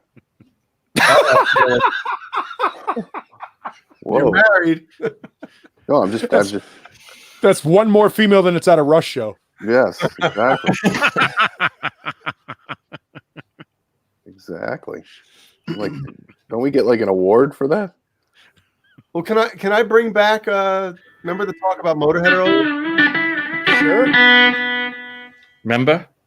We played my band played a show at BB King's in New York City. You played with Motorhead? Yes. Oh, cool. And to put it lightly, we got there before they did. And the dressing room that we were assigned to wasn't very big anyway, but whatever it was, we had a dressing room. It was, just this small little room, smaller than this room. Well, I guess the main dressing room wasn't big enough. So they came in and said, "You want this room too?" So we had to stay in the hallway. That's so funny. It's Lemmy's puke room, dude. Yeah. And at the time, it's like, what are you going to do? It's Motorhead, man. We weren't going to be, jerks about it. But they were the only told to get out, and the only band I ever worked for that ordered a keg for backstage. Nice. Wait, say it again. They were the only band I on their rider they ordered a keg for backstage. Oh, it wasn't like 4 cases. Yeah, it wasn't. Yeah, it was a keg. I don't remember what kind of beer it was. Probably something like Natty Foster's. Ice. Yeah, Foster, whatever. It was Foster's because my first interview was Motorhead on the Orgasmatron tour, and I knock on the door of the bus. It's like a Sunday afternoon outside the Channel in Boston, and I knock on the door of the bus. It's like 3 o'clock, 4 o'clock in the afternoon, and the door opens, and it's Lemmy, and he smells like fucking vomit and cigarettes. And he invites me on the bus. That's what I figure he smells like all the time. All the time, yeah. So he invites me on the bus. Fucking gross. And it really was. And I'm sitting, and I'm 18 years old, and I'm sitting on the bus like across. You know how you got the semicircle booth and the little table there, and there's donuts that look like they've been there for like 2 weeks. And Wurzel was still alive at the time, so he's sitting across from me. And Lemmy gets up to go in the back for a second to do something before we do the interview. Now, I've got my horrible Boston accent, my little tape recorder. It's like Almost Famous. And I'm like, so tell me about the Motorhead tour. and Wurzel looks at me and goes, I'm leaving the band. What? I can't tell anyone. What the fuck are you talking about? What are you doing? And he hung around for like another 8 years, but he's like, I'm leaving the band, gonna be putting out a solo album. Here's me card. Can I get in touch with you? Will you play the record? I'm like, yes. I'm at a college radio station. Of course I'm gonna fucking play the record, right? So Lemmy comes back. So he sits down and we start to do the interview. In the middle of the interview comes one of those gray, like 50-gallon, 30-gallon garbage barrels that you see like in the hallway at a high school. Those big things. They roll it up and they stick it between the table and the other side, the other bench of the bus, and start loading in those Foster's, like the beer barrel shit, like the little ones, like a bunch of them in there. And then they start dumping ice, and they're leaving it there in the aisle. So now everybody has to walk around this thing at 3 o'clock in the afternoon. And Lem goes, you want a beer? And of course I go, yes. I left that bus like an hour later, fucked up. And it was literally like that Henry Rollins scene where he goes, I'm going to do this for the rest of my life. It was for an 18-year-old kid to be sitting there on this smelly, stinky, shitty bus. I remember that they were Foster's oil cans is what they called them. Yeah. And they were piled in this barrel, and that's in their rider. Mm-hmm. And at the time, Phil Campbell had a Mr. Spock doll that he used to bring with him everywhere he went. And I asked him why he brought that with him. And he said, because sometimes we go into a city and when we order a beer, you're only allowed, because of the liquor laws, they're only allowed to give you one beer per person. So I order one for me and one for Mr. Spock. That's fucking funny, man. And when they went on stage that night, Mr. Spock was in a hangman's noose hanging from the back of his amp. Awesome. So he never lost it. But the beers is what reminded me of that story. It's fucking so good that they were Foster's oil cans is what they drank. That was what was in their rider. Yeah. 25s. Live long and Foster. 25, Johnny? What is that? They're 25s. It's a 25 ounce. Oh. Jeez. Yeah. That's what those are. And they were huge and they were awesome. It was Motorhead, Malice, and the Cro-Mags. That was the triple bill. And because the Cro-Mags are opening for Motorhead, you got a lot of guys in flight jackets and red laces that were showing up. Even though the Cro-Mags are a straight edge hardcore band, Some of the skinheads will show up. So skinhead spits at Lemmy in the middle of a show. Didn't go over well. Lemmy takes his $1,500 Rickenbacker off, fucking swings it and clocks this kid in the top of the head. Puts it back on, doesn't miss a beat. They finish playing the song. That'll teach you to fuck with my stage. I was like, holy shit, this is the coolest show ever. It's crazy. You can do that in 1987. Nowadays, that'd be a lawsuit. But back then, it was fucking rock and roll. It was so good. Remember, that's the difference between like then and now, right?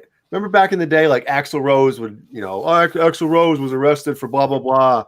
And it was like you're reading like the, whether in the newspaper or just seen it on MTV News. And it was like, MTV News, yeah. That's cool. And nowadays, some rock star does something, you're like, what a dickhead. It goes viral instantly, yeah. And it's like you look at him like a different person. It's so different how it is from then and Are you kidding me? Well, That skinhead deserved to be blocked. It's a pop star now. With the bass. Yeah. It's Justin Bieber that does that now. Mm-hmm. Is what it is. Well, that was before they started doing plants, like when Stone Temple Pilots would kick the guy out of the show because he was acting like an asshole in front of the stage. And that when it started to happen, when You Are the Rowdiest Crowd I've ever played to, became a bit for other bands. They took it to another level. Once it became disingenuous, people sort of saw through it. But that night was genuine. Lemmy fucking clocked that kid. And I don't think anybody in that room would have testified. I was the same guy. Same guy every night, It's part of the No, I don't know. This kid's head was split open. I'm not sure he was blading like pro wrestling. The night before. Yeah, no, this kid got hit with a fucking walnut base in the side of his head. Well, that's like Pete Townsend clocking Abby Hoffman at Woodstock. That's a legendary story. Or Keith Richards on the Keith Richards. That's right. Too, yeah. Took off his Telecaster and walloped. Then put it back on and fucking same thing. That's what Lemmy did. It was such a rock and roll moment. It was great. My power went off and just I don't know if anybody saw that, but my power flickered.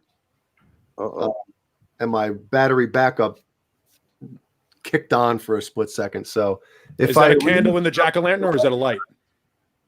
It's because my power went out. It's your power. Renus Pinkle asked me if I have a vintage Ibanez Tube Screamer and do they actually sound better than new ones. I do have one. And as far as do they sound better, playing live, you wouldn't know the difference, honestly. You can't hear the difference in a live situation. I think they're new ones are just as good as the old ones. I think the reason why the old ones are just more money are just because they're old. I don't think they sound any better. Well, some older pedals can be noisier. I am talking about the Tube Screamer. That's it. Mm-hmm. And in this one instance. Yeah, Johnny. My power is staying on tonight. Lenny Lou, flashlight overload. Hey now, come on. How do you know? All right, let's get her in here. Right in between all of us. So we got a Rochambeau. Someone's got to go. Rochambeau. My power might go. What's a flashlight? Okay. Is there a storm out there, Jay? Yeah, we're getting. I guess we're getting like the tail of the outer. I guess there's a damn a nor'easter, right? I think we're it's a tropical storm or some shit. Oh yeah. The hell, what was the name of it?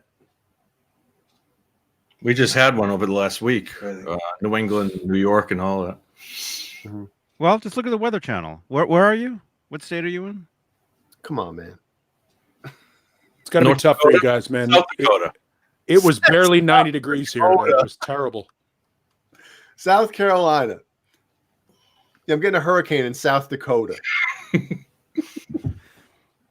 like getting a hurricane in Arkansas. It says it's cloudy. No, it's raining right now. The struggle is real. It was only 90 here today. Oh. Tropical storm Nestor. Nestor. That's it. Nestor. To bring wind and rain to South Carolina on Straturday, it says. Yeah, look at this. It's Peter North all over us right now. 100%. Actually, if it was Peter North, it'd be like 190%. But it's a Bukkake Sunday in South Carolina. Very rope-like. Yeah, this rope's coming down on the roof right now. Lasso.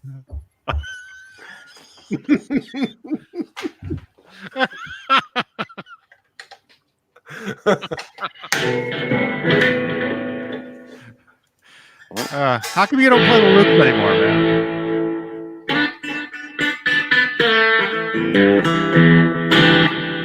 I'm playing it. I like how that guitar looks. Every time you put it on, I always say the same thing. This one flutters great too. Still going. Yep. Still going. Still in tune. It's another fun term that I hear that's different. That's a different term that I hear that is chirping. Chirping. Yeah, the flutter and the chirp. When I was growing up, banging the wiggle bar was a chirp.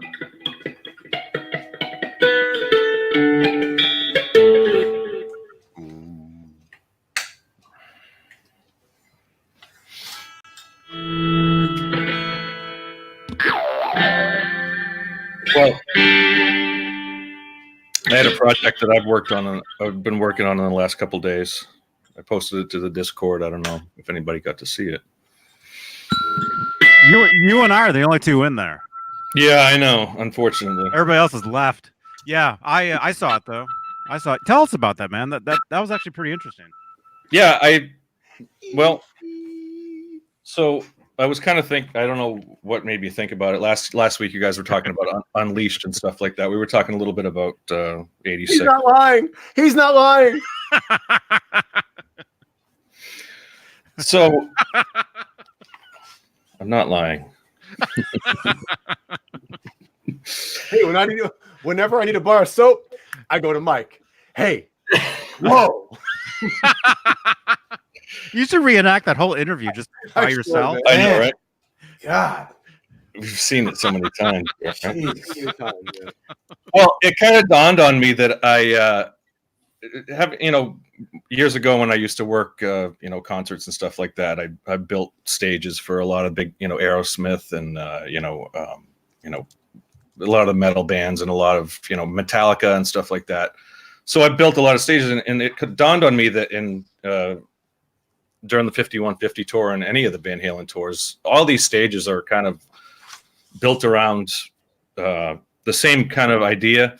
So they have everything's like a 4x8 platform. So that they'll build their stages from the 4x8 platform. So knowing that and looking at like Live Without a Net and stuff, I figured out the dimensions and everything for the 5150 stage. Jesus Christ. So I graphed it all out. I plotted it all out.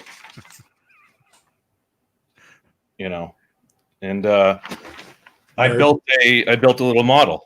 What? Boy, meth is a hell of a drug. What?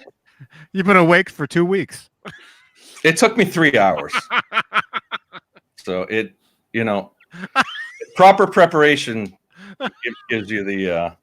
Where's the real model, John? Yeah, we want to see to scale. I have a question. I'll get to it. I'd like to propose a question at this point, John. Yes. Are we going to do Stonehenge tomorrow night? No, we're not going to fucking do Stonehenge. Yeah, we're not going to fucking do it. Oh my god. So let me duck out and I'll come back on my phone. I'll come back on my phone and imagine if John took us to the garage and there's it's like half scale. Like one I don't think scale. And he's got Eddie and Alex and Sammy and Mike tied up in there. I think the problem is that your model was dangerously close to being crushed by a dwarf. Oh my god. We've chased him. Where'd he go? We need to get a lefty out of the bullpen. We chased him. You know and what Johnny too, right? Johnny's probably tired of not being able to talk. Yeah, that's exactly it. You know what John BL needs to do, right? I don't know. What? he needs to do this. He needs to. This is the McFarlane, Metallica, and Justice for All thing that came out. What was that? 2002, something like that. I have a Slapshot, one of those from the movie Slapshot.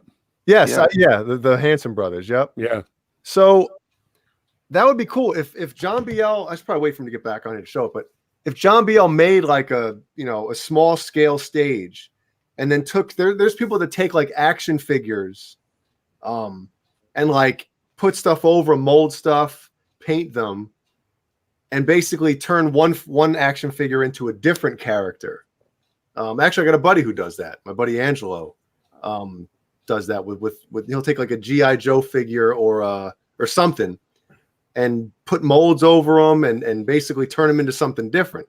That'd be cool if somebody was able to make a stage of the 5150 tour and then make all those figures, man. I'd buy that shit. Are you kidding me? I wish we could rewind and show all of our faces when he put the drawing up of the stage, because I think mine was like this. Yeah.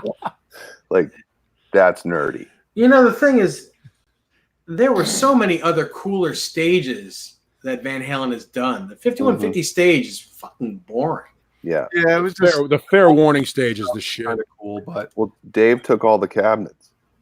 It's got to use them in Vegas. well, wasn't the story that they wanted the focus to just be on the band, right? That's why they didn't do any elaborate backdrops and all the other stuff. Yeah, I think they wanted to. For the record, Vegas is actually advertising on our station in Phoenix to get people to go to the Roth show. Still? Yeah. Wow. Like they bought advertising, literally bought advertising for Las Vegas to go up there. The Department of Tourism and the David Lee Roth residency is part of their ad campaign. Well, can I ask you guys this? Does anybody know, like, that video that got released of that rehearsal? Was he okay with that? Did he approve it? Was it just? He had to have been, because there was guests and they all had their phones. So, That wasn't smart. I think What? that any press is good press at this point. No, Anytime- well, I'm just saying, as a fan, when I saw that, if I had any like inkling of going to that, I would have probably changed my mind, to say it nicely. But if you're a fan, you already know Dave can't sing. I know that, but I'm talking about the band as well, not just him, but just the whole thing. And of course, the people that are going to go to that, for the most part, they're going to want to hear the Van Halen songs. And like I've told you guys before, when I saw the Sam and Dave tour, I mean, it was pretty much Dave doing the Van Halen stuff with a band that sounded like Van Halen. So it was cool. What's up, guys? Oh, he's in the workstation now. Look at this. So, Jesus I don't know why Christ! I was just inspired. You don't know Always bonds, John. all we need now is It's turned into PBS or something now. all we need now is a telestrator, John Madden style, to show us exactly how they did the walk during Addicted to Love across the front of the stage. Best of both worlds, right? Yeah. Yep. You have a So duck in your everything head. to scale. It's 1/24th scale. Those mic stands are too tall. I can tell you right now. What's that? Where's Eddie's keyboard? I don't see Eddie. Oh, there it is, Eddie's keyboard. Shit, I do see it. The keyboard is there. Holy shit. That's the first thing I noticed was the keyboard. And Well, by the way, I didn't have it in the original one. I got the guitar too. See, the drum kit, John. John, I'm that's not- the scale. John, I don't want to Holy get nerdy. shit. You don't I don't want wanna to get- We're already past Why that. isn't the wanna get guitar nerdy. striped though? I don't want to get nerdy. Because I didn't have time. This is the greatest display of nerd I've ever seen on the internet. Yes, But I'm this is aware of that. fucking awesome. But John, there's no drum riser on that stage. It was just Sure is. no. That was Can't you just see on. it? It was on the second level. No, Yeah. for real. All right, so take a good look at it. So you Are got are those kick drums California rolls by any chance? they're actually Mountain Dew top. Wait, we So got you get the front lip of the stage. You got the little ramp. This is the first ramp. There's the drum riser. I'm crying. Tell me there's room for the bouncers to stand down front. They're all right down here. No, Of course they are. Behind the barrier. They got to be behind the barrier. Well, I haven't gotten that far yet. I'd like to get into. I'd like to do the lights and everything. Do you have the This is really cabinets? just like kind of a proof of concept. I'd like to do it really like out of like wood and like this is all foam. John, foam board. John, I have Paul Rudd on line too. He wants to know if you're interested in coming to a dinner. Who? Paul Rudd. Paul Rudd. It's a dinner Absolutely. for Schmucks. I'd love to reference. hang out with Paul Rudd. That is awesome. John, If you could get some taxidermy mice in there, that would be fucking. Even if I am a perfect. schmuck. I think Caleb might be right, man. There's no riser. Yeah, there is no drum riser on that tour. Here's a But picture. I don't know if Yes, you sir. can. It comes out of the. Remember the beginning of Get Up when Eddie walks across? There you go. Yeah, look, Eddie is he's not standing on the riser. He just walks. However, it does rise. It actually rises. At the Not on that tour. No. Not on that tour. It didn't rise. No way. So there you go, without the riser. Yeah. Greatest Okay. argument ever. Yeah, we're such Yes. dorks. No, I mean, I had to right away. I was like, The there's no riser. drum riser rose in '88. No, it rose like 2 feet in '86. Did Not it? much of a rise. Absolutely, Yeah, dude. Yeah. Here's a screenshot Johnny. of the whole of the entire stage. Johnny, help me out here, buddy, if you can. I'm trying. Was it during his solo? There's so many people in here. I can't find anybody. It's just yeah, Caleb's right. It's the second level. Yeah, but do you see where it rises? No. Where? No, It, Johnny watch said rock and roll at the very end, right when Alex starts rock and roll.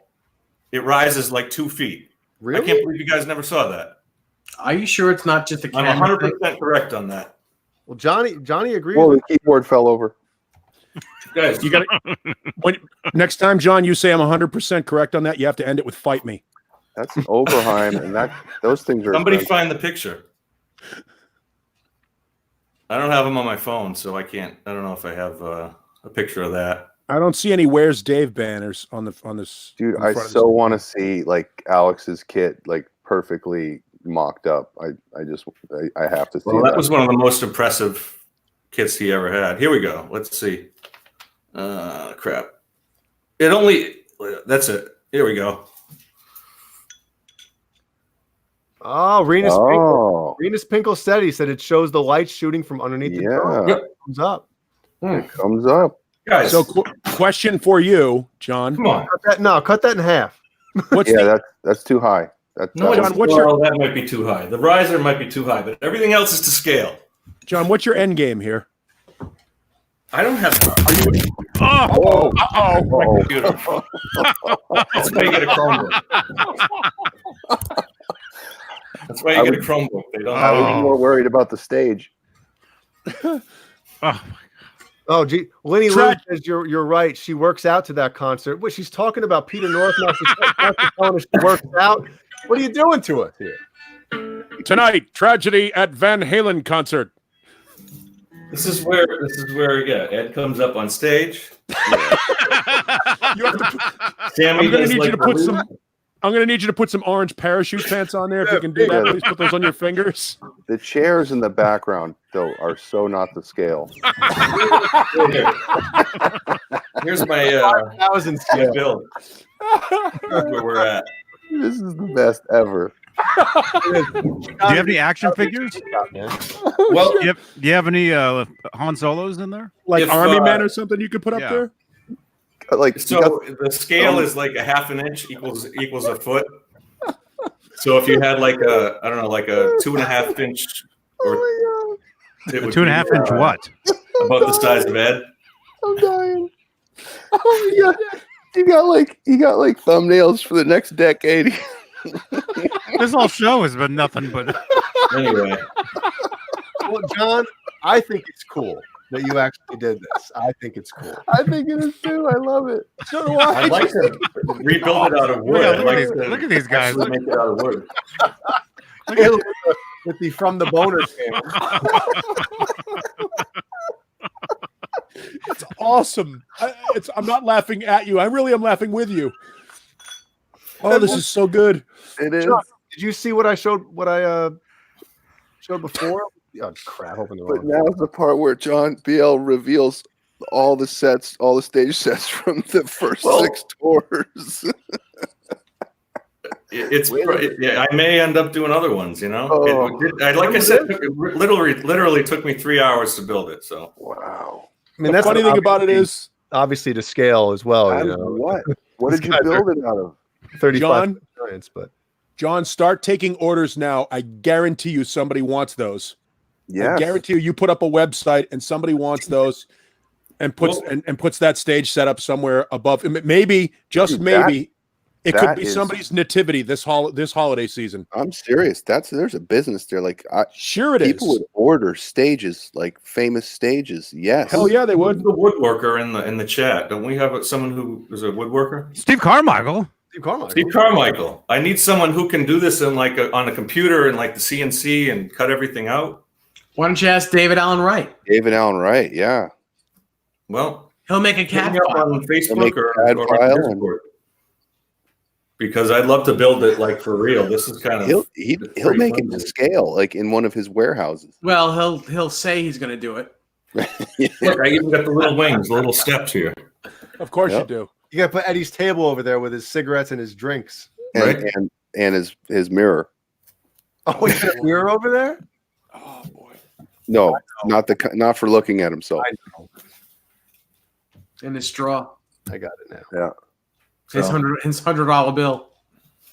$100. $100. It's great, John. Don't let anybody tell you differently. It's I had fun building it. Yeah, of course you did. That's the kind of nerd I am. So I can see Kevin Dugan peeking out from that side. Yeah, where's the can of beer that he threw at Michael Anthony and he caught it? Oh yeah. Where's the Jack Daniels base?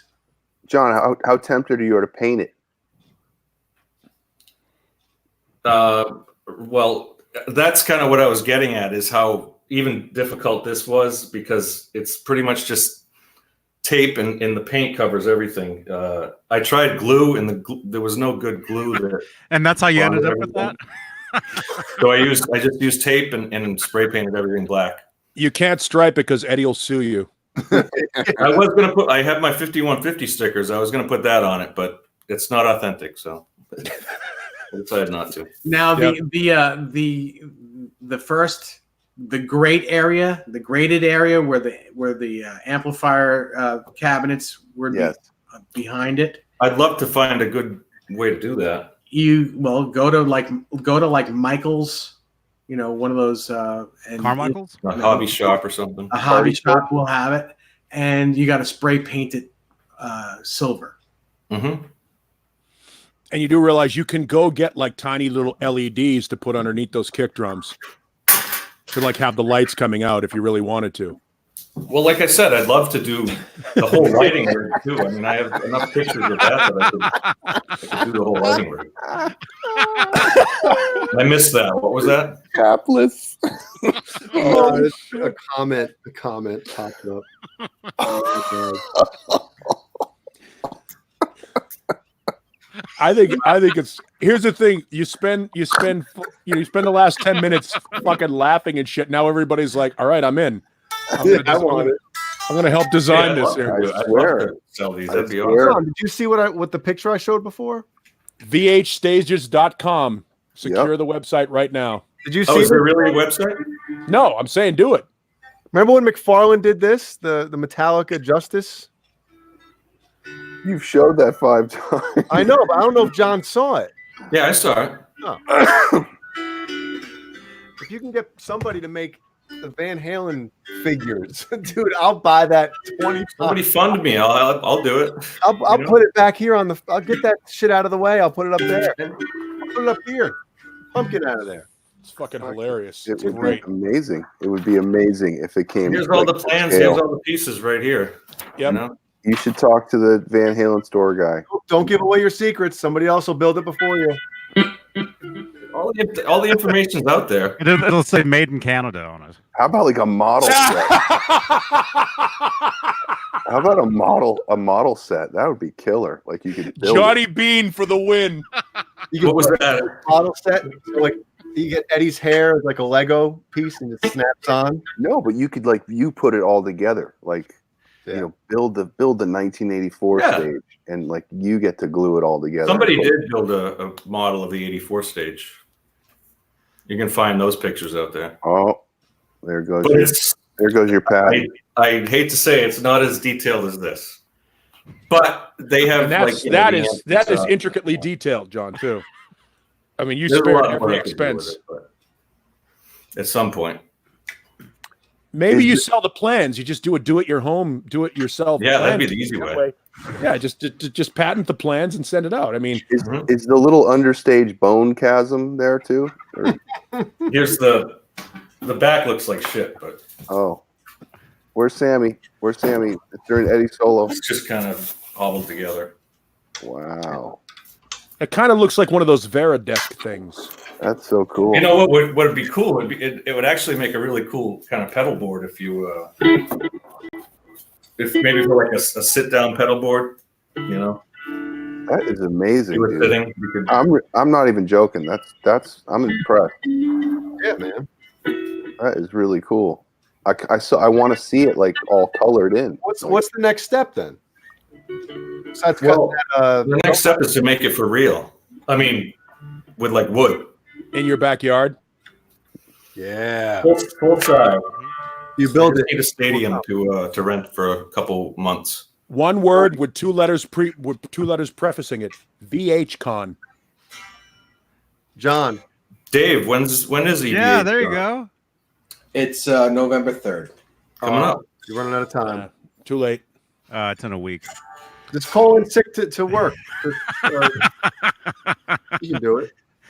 Yeah, do that for your EVH con. That's your band platform. That's what you guys play on for your jam. Yeah, night. I'm sure Joe Suma will let you in. John, you can work on the stage up until the event. Dude, you set it up with a couple of kitchen tables and all that shit, and just put black tarp over it. Set it up like you would any other stage that you do at a high school, but use the layout. Set up a couple of, even if they're picnic benches, whatever you need to do to set up in that configuration. Put some black canvas over it, tack it down, and recreate that. And everybody jams on it. You can go as far as you want. I mean, there's all the different eras of the stages, and then there's the lighting rigs as well, and the sound systems as well. So I mean, you could do the whole thing, dude. We might be borderline chuckling a little bit, but if you end up building this shit, we'll all blow loads. It's funny. It's funny, but it's also fun. Who the fuck is to say you can't do this and have fun? No, I know. Point their fucking finger at it. It's funny because it's funny.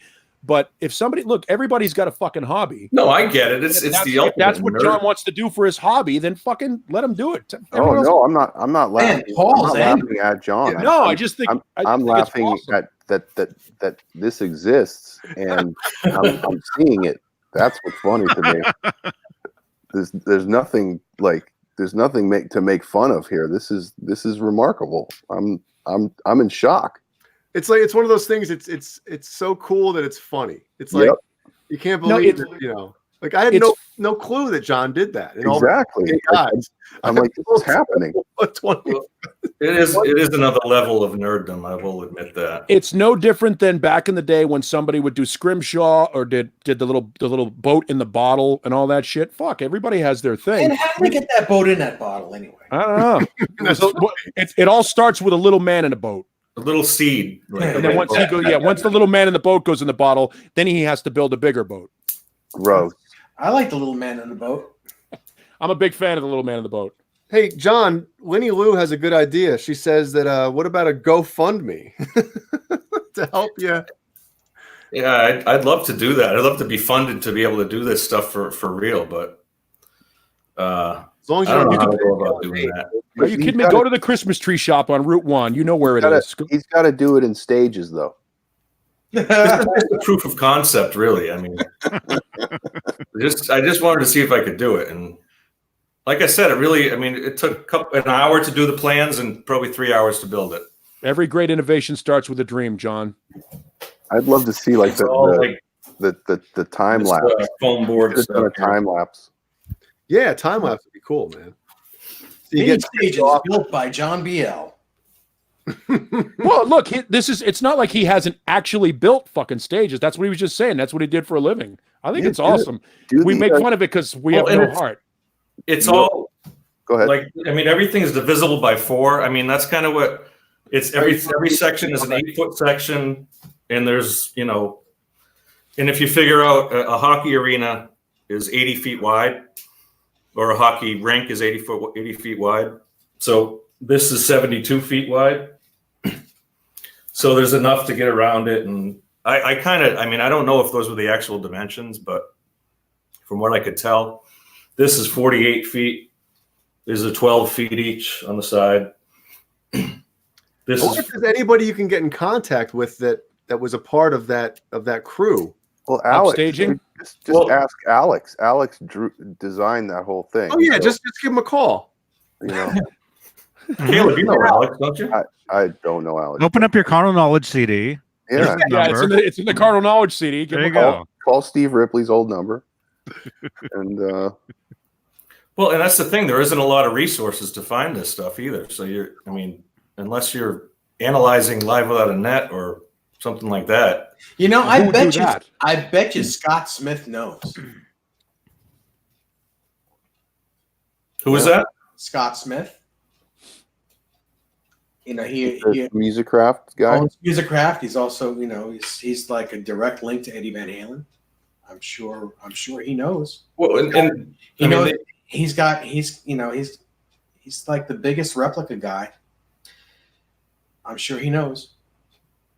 I thought you were. No. He's like they always use Showco, the staging company, so Showco would have archives. That's what I was, Joe, and that's what I was going to say. Contact, that company or somebody. You can find somebody that worked for that, and there has to be some design in a file cabinet somewhere, and they're like, "Yeah, here you go. This is what it was." A lot of those bands also sell their old stages to other bands after this fact. So it's very possible that design could have been used again later on down the line by somebody else with a different logo. I would seriously own from Women and Children First all the way through the 5150 tour. I would own those stages. And plus I would do the 07-08 tour. That's a great stage too with the ramp. So is 12 and semicircles. 12's a little boring, but the 08 stage is pretty cool to me personally. But and here's the thing with technology being what it is, if you were to do like the 12 stage or even the 07 stage, and you could put video monitors on the back there, tiny little LCD screens, because if Tool could do it in their new CD and make it affordable for people, then you can do it as well. Tiny little LCD screens that you could project images and shit on. That'd be cool. Rad. That would be really cool. Right? You could put like an iPad behind the stage. Yeah. Something. No, but like one of those, like the Tool record has. There goes Danny Carey's drumstick. The Tool record, let me see if I can break it out here, has this, and it's literally a video. Oh, wow. Mm-hmm. Wow. And it's basically visuals on the record that you can, so if Tool can make those cheap enough to sell them at $40 a pop. Wow. Pulse to another level. Yeah. So if they can do that and make the production cost viable, where they can make money off of selling these things for $39.95 a pop, you should be able to find somebody that can do that and incorporate that into whatever stage you want to use. Or the backdrops. Yeah, you can just have because Van Halen had like 5 different backdrops during the 1984 tour. And I think the next one I was considering would be the US Festival stage, just for the whole, and not just the Van Halen part, but the whole, it's got the outer, the rainbow stuff. Dude, you got people wanting to give money in the chat right now. Mm-hmm. Well, yeah. Well, let's not get ahead of ourselves. He's like, oh, I'm not doing it now. This sounds like a lot of work. Afford like Right. a CNC kind of something that could cut 1/4-inch plywood. You could mass produce these pretty easily. Yeah, it's called a chop saw. Yeah, but even easier it would be, type it into a computer and let the computer do it. Is that Fruitcake Tony? Is that you, man? Somebody just sent me a text. I'm assuming it's you, man. Somebody wants to give you $10,000 to help start it. Bring it on. I'll be happy to do that. What is he saying? All the VH crew staging personnel is listed in my 0812 itinerary book. Ooh. Any phone numbers? Yeah.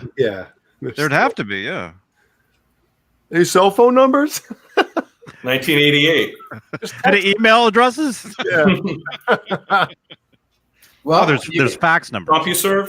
Well, I'm sure you can check. You can see if they're on Facebook if they have their full names.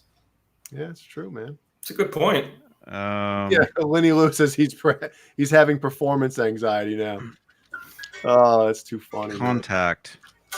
What would it be? It was funny until it got into the room. Then all of a sudden, 6 guys are on top of it, and they're like, "Okay, ideas, and more ideas." Hey, Renus Pinkle says, "I've heard Poison used part of the old Van Halen stage during their 1991 tour. Is that true?" It's possible. Yeah, they stole that too. Yeah. No, because I know for a fact I saw Rat use or Scorpions use a stage that Rat had used the tour before or after. It was the exact same angular stage that was set up. It was basically a generic stage that both bands used. Huh. Well, most of them used the same. If you were on the West Coast, you used Showco. If you were on the East Coast, you used Player Brothers. So, I mean, there was the staging companies on each coast. So they obviously would reuse.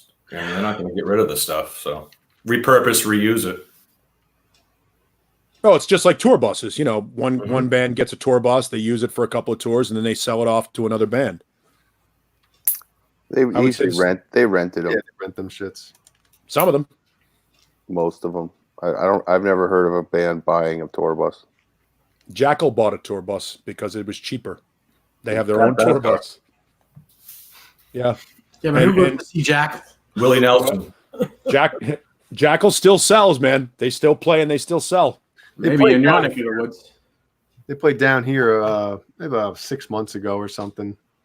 My wife was like, "You want to go see Jackal?" I was like, "No." I thought Jackal was off for a while. They played the Chance in Poughkeepsie. This was when they had that hit, if you want to call it that. Oh, with the chainsaw? Yeah. And stupid ass song that is.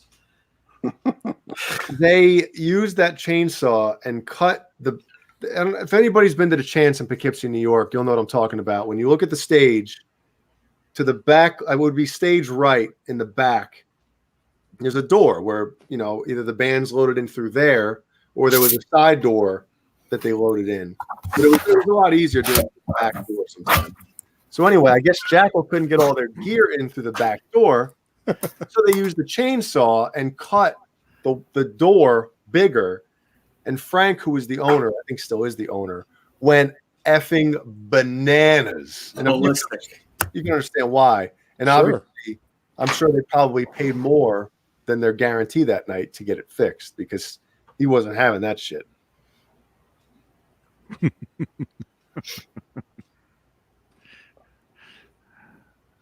Now I can hear you guys. Wow. Whoa, that was Is that you? Back. Are you the same guy that was showing us that stage? No, that was my cousin. You have a twin, though, right? Yeah. Do you really? No. John BL and John BM. Oh God. No, I don't know who that is.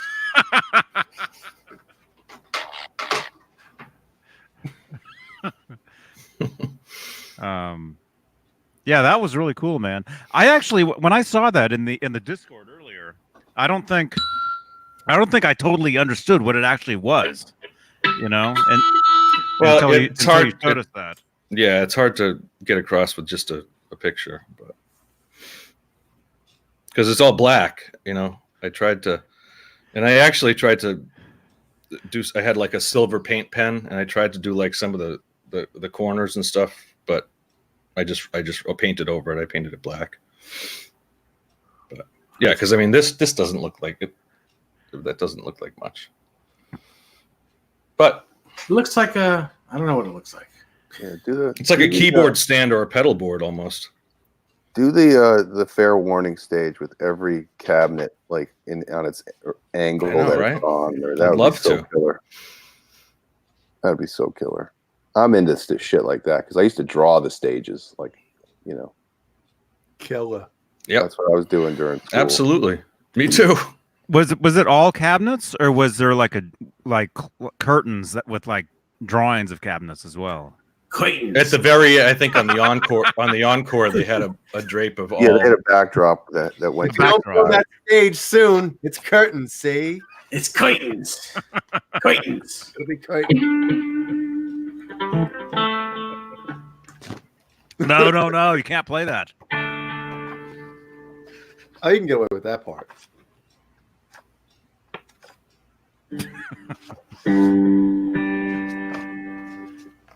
Yeah, where's the captain?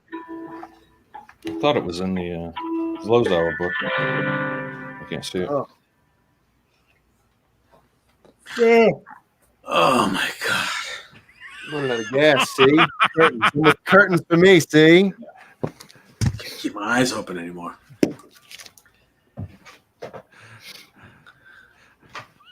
$224. Nesdall done. We lost Dave. 224. Yeah. I just Time of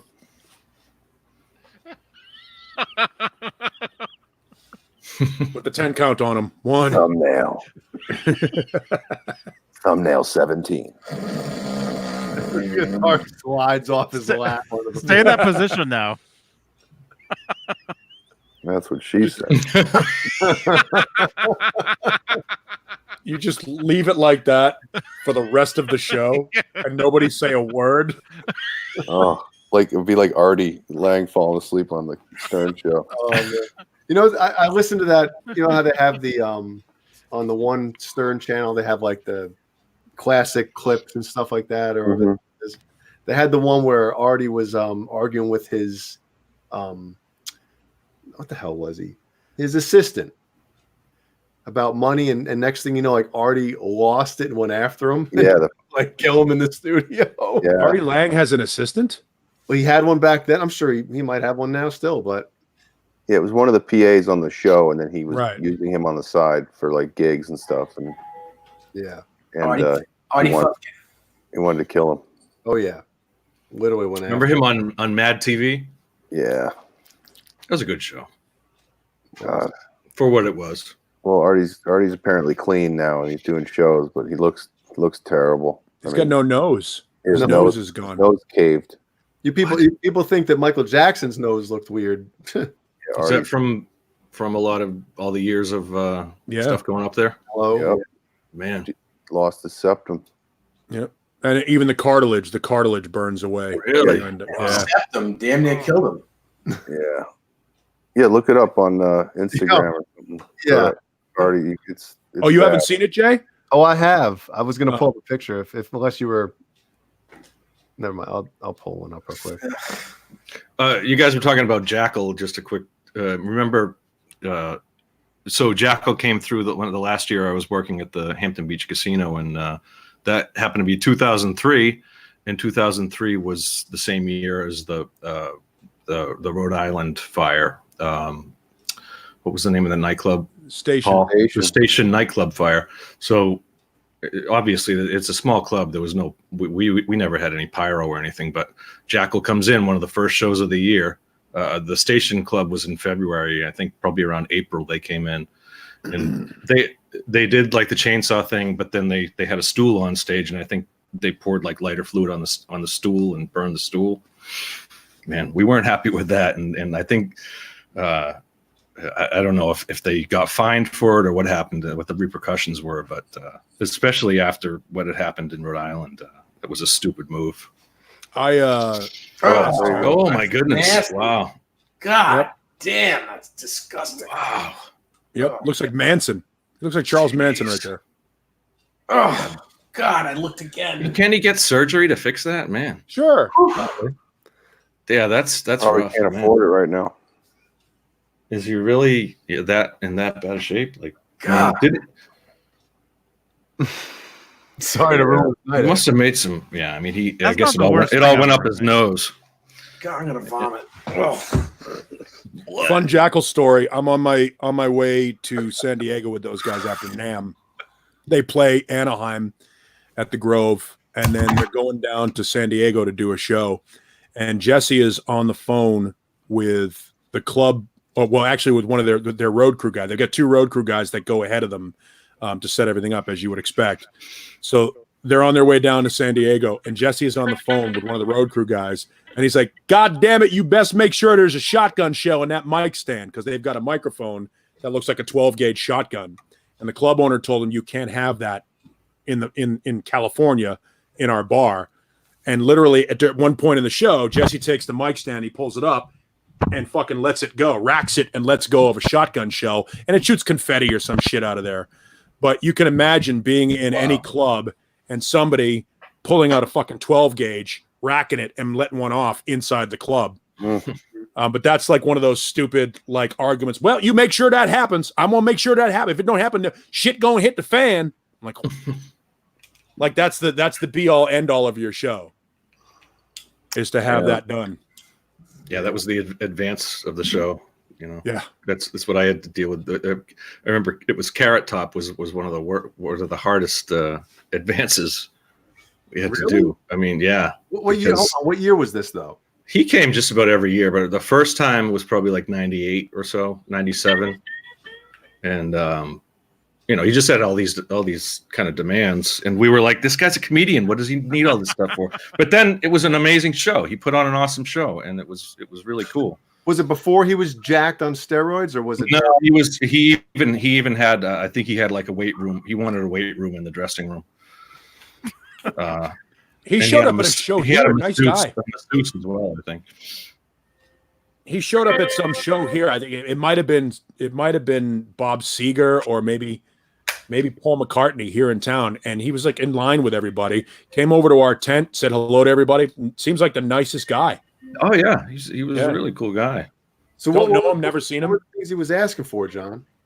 Well, the like lighting and stuff. He wanted like 6 spotlights. He wanted video screens, and the club I worked at. I mean, it's like a 2,500 seat ballroom. So I mean, it's not like an arena or anything. He was used to an arena tour. I mean, and he was doing casinos and stuff like that, and he was doing big rooms, and we're just it's a 100-year-old ballroom, and it was not that kind of a place. So we just didn't have the.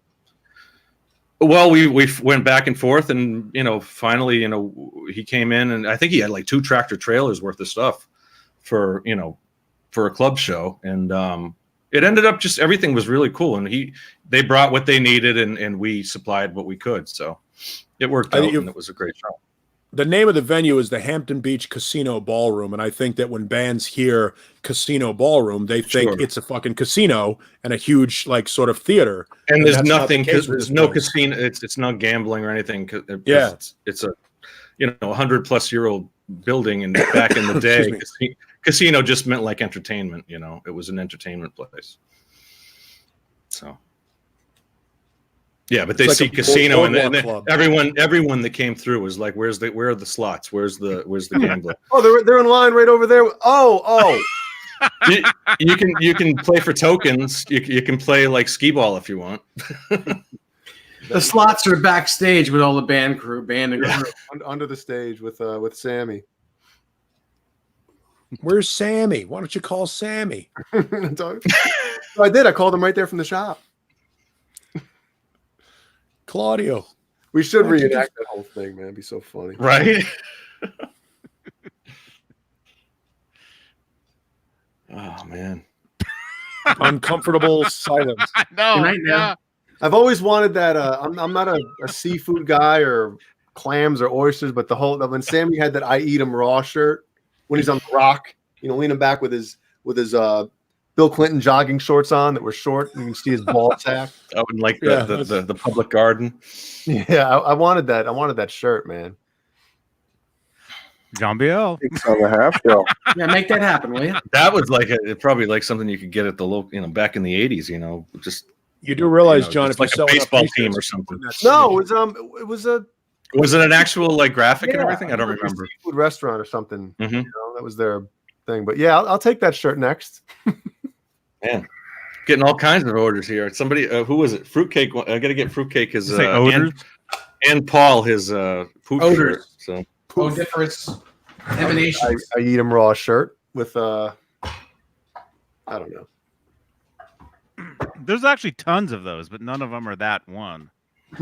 There's actually tons of shirts that say that on the front, and they have clams. There's like a clam with like legs. Yeah. There's a great bar in New Orleans. Not a bar. It's actually like a sub shop, like one of those on Bourbon Street that has. You've probably seen the sign that says "huge ass beers." If you've ever been to Bourbon Street, there's like a guy holding a huge sign. It's a massive sign. It says "huge ass beers," and you can buy the T-shirt. It's the exact same sign. It's a place called the Steak Pit. Dave, stop teasing me. Yeah, this is. Put it away, Dave. You're making me drool. Jay. This is for you, Jay. Jay, this is for you, Jay. Was this the shirt? Did it look like that? It was white, but white with red, right? Like that, yeah. White Is it the same?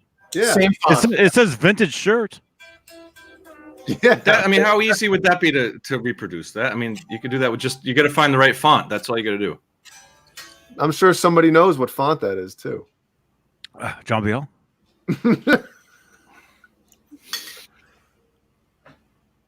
Hold on, I got to build stages. I got to make shirts. Yeah. I got to When you're paint done a with that guitar. mini stage, Yeah. I think that is the shirt. I mean that. Do you have what's that from? That was from Unleashed, Right? I'll find it right now. Do you have a screen cap of him from Unleashed? I do, but I'm not going to look it up right now. Hold on. Here it is. Well, get John Beal to do it. Look. There it is. Yeah, I knew there was easy. Same one. Yep. That's it. Look at that hairdo too with it. Oh, I eat them raw. That's it. That's the exact same shirt. Yeah, dude. I had hair like that, just less blonde. Sleeves rolled up, The official vintage. balls rolled up. Something else rolled up too. That's the He's going to same have a shirt. bench meeting. I'll click on this. Maybe one of 3 towns in the United States that I've never played. Shreveport. And my manager, our manager. I'm wondering if the tour book was shot at Shreveport. No, because Or probably some of it was wearing shot that purple suit like that wasn't baggy. And again, there's the riser. I can't believe you guys didn't see the riser. Didn't know about the riser. Is that a polarizer? I knew about it. I've seen that. That's You guys got to do your homework. Yeah, he did it during the drum solo. I think it rose a little. And during the drum solo, and then I don't know if he had it up for Panama, but then rock and roll. Right when he starts rock and roll, it goes up. There's the shirt. Item raw. Oh, and there's there's a back to that shirt as well. Does it have the restaurant on it? It says we shuck 'em, you suck 'em. Oh, Shuckin' Shack. It's called Shuckin' Shack. It's in Dayton, Ohio. Oh. John Biel. I've got the phone number right here. Yeah, Look it up. This is the back of that shirt right here. I'm looking at it. open? Get me the shuck and check. And the address is 5515. Oh. That's pretty cool. North Main, Dayton, Ohio. Yeah, it's called Shuckin' Shack. And that's the back of that shirt that Sammy's wearing. Tonight's sponsor. I'd wear that shirt. This is pretty cool. Yeah. You shuck them. They have a website? Do they sell them on their website? We shuck them. You suck them. I don't know what I'm looking at. I'll send you guys what I'm looking at here.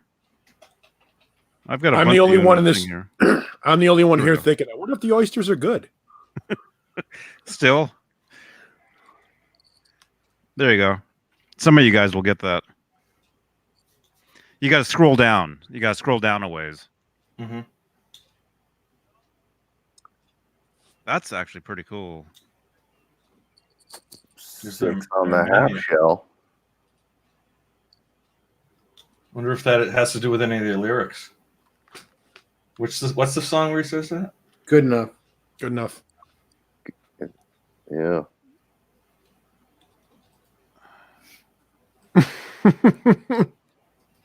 What was that?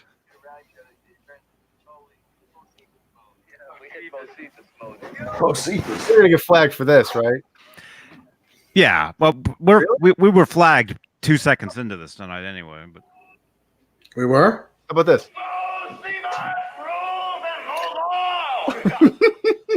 I ordered a Bocephus shirt last week and I haven't got it yet. What do we get flagged for? Let me do my album for you, okay? Mm. Ah, man. Okay, wait. Here's my horse. All right? Whoa, trigger. Whoa, trigger. I thought you was nailed. mm-hmm. That's so good, man. Did we that's an inside joke that they're saying there. Was that from? I've heard this from two different things. One was like a grape nuts commercial from like the 60s.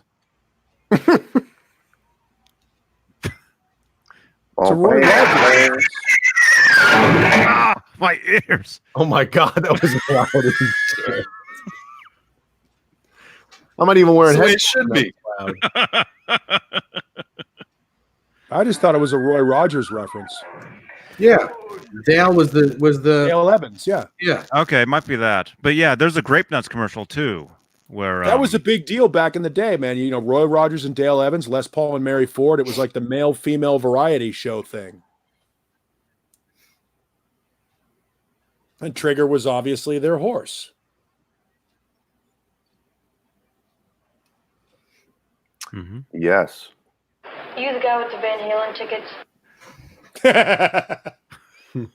The majesty of Robin Zander. Come on, the music. Da da da da da. Look at these three guys, man. There ain't no other three humans like these guys. Yeah, and much less him. Humans. Ain't no 3 humans like these guys. Where is he from? Wait, what is he from? Brooklyn? Yeah, all of a sudden, a guy from Pasadena has suddenly got the New Jersey accent going. It's like Paul Stanley on stage. When did Paul Stanley become Southern? I tell y'all. Anybody ever watch the video, the 10 minutes of Paul Stanley of rap, his just on stage banter? It's fucking hilarious. If somebody looped, call Sammy. Why don't you go, Sammy? Bocephus mode. Is there a soundboard? Is that where you're at? Are you at the Van Halen Unleashed soundboard? Or did you isolate these things as drops? Yeah, he made one. Of course he did. That's what that is. I don't know. Oh, I don't know. Well, I don't want to bring the show down. It wasn't me, trust me. It's so weird. Oh, you know what someone should do is get all the lines from the inside, the song inside. Who can get all what they're saying completely? Well, my favorite is alimony. I did that 2 weeks ago. Did you? Get out of here. He did that 2 minutes ago. Sammy, I'm trying to hack a pair of shoes. Is that what that is?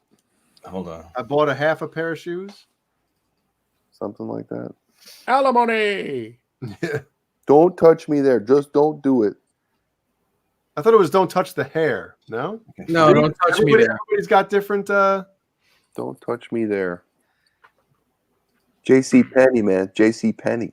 You mean out of my wife's closet? Yeah, out of my wife's closet. Oh, there we go. Inside lyrics. So, yeah, let's man, what kind of crap is this? I'm guessing. Exactly. I'm guessing John BL has it all written down on a Word doc, right? No, I found the best one online because there's all the lyrics. You can find all the lyric sites. I found the one that has the most. There are some that's missed. Some parts that's missing. Isolate that track? That'd be awesome. You know, they can isolate guitar tracks and drum track. Why can't we just have that talking track? You just got to listen to it. Do you know how many stations I have told about the what the fuck and Hot the Teacher and for Hot for Teacher and they still haven't caught it? Speaking of that, fucking they've edited that out on a local classic radio rock radio stations, and I know. Are you sure it's Hot for Teacher? Because I know it's. I'll pay you for it. What the fuck? No. All right. Oh, you're thinking of. I was thinking of Hot for Teacher. Yeah, Hot for Teacher. Hot for Teacher. He goes, "Oh, what the fuck, man!" Right before the guitar kicks in. Fine. He says, "Fucking fine." What's the teacher's gonna look like? I know there was what the fuck one. There's a what the fuck in there. It's a lot of F-bombs. And they've cut that. They've actually edited that out. Oh, sorry. It's not Tuesday. Sorry. But this is a lyrical discussion, John. This is education. Yes. Dave, we can see that. All I'm doing is taking some dead skin off. Yeah, that's nasty, man. That's disgusting, dude. Please. Oh, okay. Well, put Artie Lang's nose back up. Yeah. Yeah. What are you whittling? Oh, so Johnny highlights him. Let's see if I can. Can I'm we? making, Will we get I'm making a little Johnny Beane out of my thumb. Yeah, we'll get flagged for sure. Will we get flagged for just the what the fuck? If I can isolate that. Yeah. Well, it's interesting because it's laced. But I used to hear that back in the day, but they actually, if you listen to it on classic, on a local radio station, they edit that little part out. And I've always wondered how they did that. Did they go back to the master tapes and just pull? Because it sounds like it was Mike who said it. Did they just pull that out, or because you can't? There's the whole band playing behind the breakdown, and how would you just edit that word out without the whole soundtrack coming out of it? So they had to go back to the master tapes. Yeah, there's radio edits. Right, but when did they do the radio edit? I mean, it's a full new edit. If you're gonna just pull a word out, you have to do a full new edit because you can't. And Jay, I don't know. I mean, you're more of a. What you do in that situation is you take the track, you put it on a digital audio, and you find a measure in there that matches, and you copy and paste that in there, so that you won't notice it. You'll hear the music, and the voice will just drop out, but you won't notice the edit is actually there because it's in the same key at the same time. When the one of the breakdowns. Yeah, so they could have done that. Yeah, they just take it out of one of the quiet breakdowns on it. Yeah, that makes sense. I'll allow it. I'm trying to find it. A lot of those bands, like the Who, the Who with "Who Are You?" Yep. Who the fuck are you? We've edited it in the past, but they used to let that fly for on classic rock stations. Mama Kin. What's the line from Mama Kin? They actually edited that. Yeah. Or Jeremy from Pearl Jam. That was in there forever. There's a lot of those. Yeah, those shits and fucks that got through. Just like that one. Those two. How much of this can we play without losing our? You guys hear that rain? I think it's already past Paul. I mean, because I didn't have it up on like. So are we going to get flagged anyway? Well, that'll be another flag. That'll be a top. It'll be on top of that. Yeah, well then I won't do that then. Where Warner will yeah. Go 1 minute into the song when you guys get a chance, and it's there. Hot for Teacher. Yep. Right after he says, what do you think the teacher's going to look like this year? In the back, it's what the fuck. No, I thought it was off. It's fucking fine. Nope, it's not. Fucking fine, we got three different opinions here. I thought it was fuck. You said it was what the fuck? Fine. What the F? It's an F word at least. Yeah. I think we should all go and listen to it and then make a vote. I say fucking fine, man. Okay, what Johnny, just play it. What song is it? Hot for Teacher. I have it queued right here. But I don't want to do anything that's going to get you in trouble. It's on slippery when wet. I'm going to listen to it right now. I'll be right back. Yeah, you go ahead, Jay. You tell me.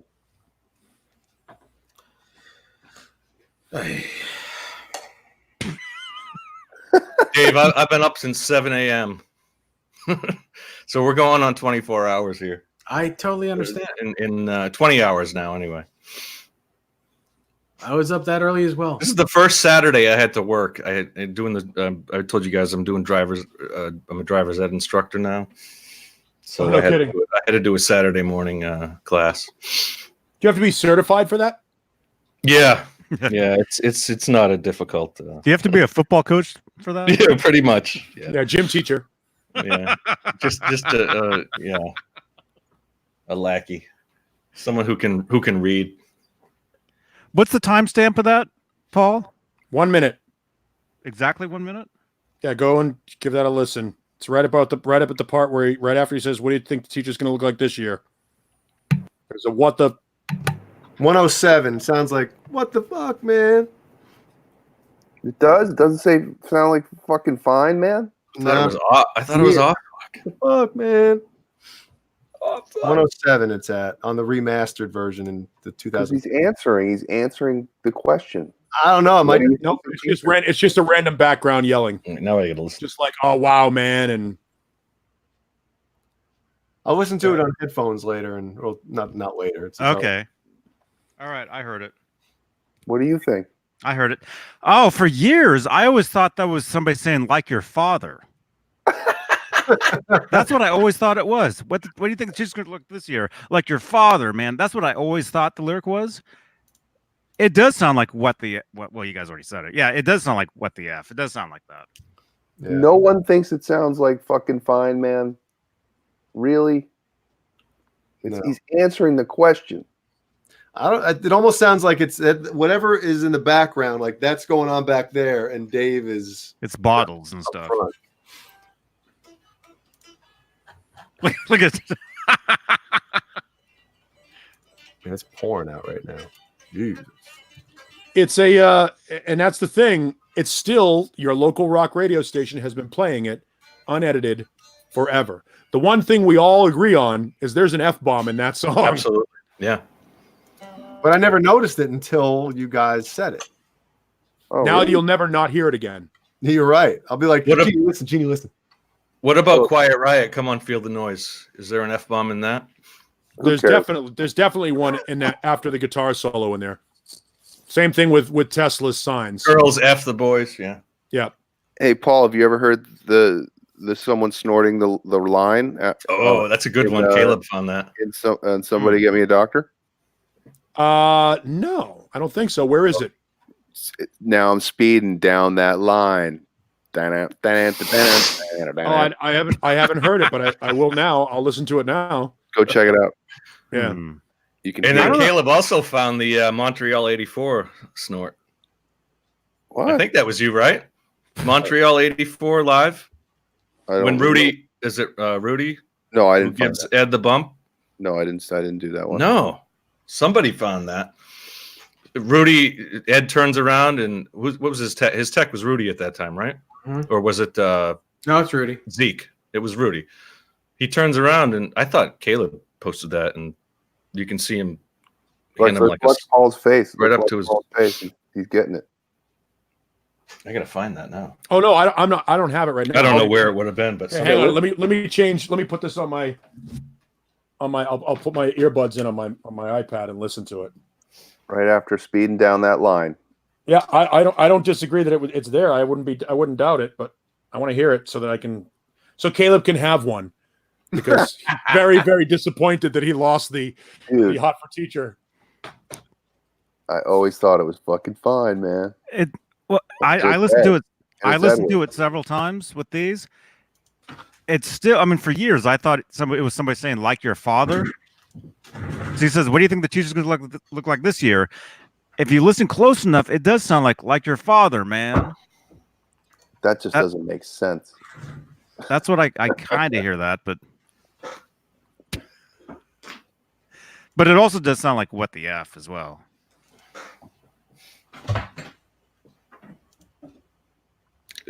What's the last line? What's the last line that Dave says? I always got that wrong. It's good night, guys. Good night, Dave.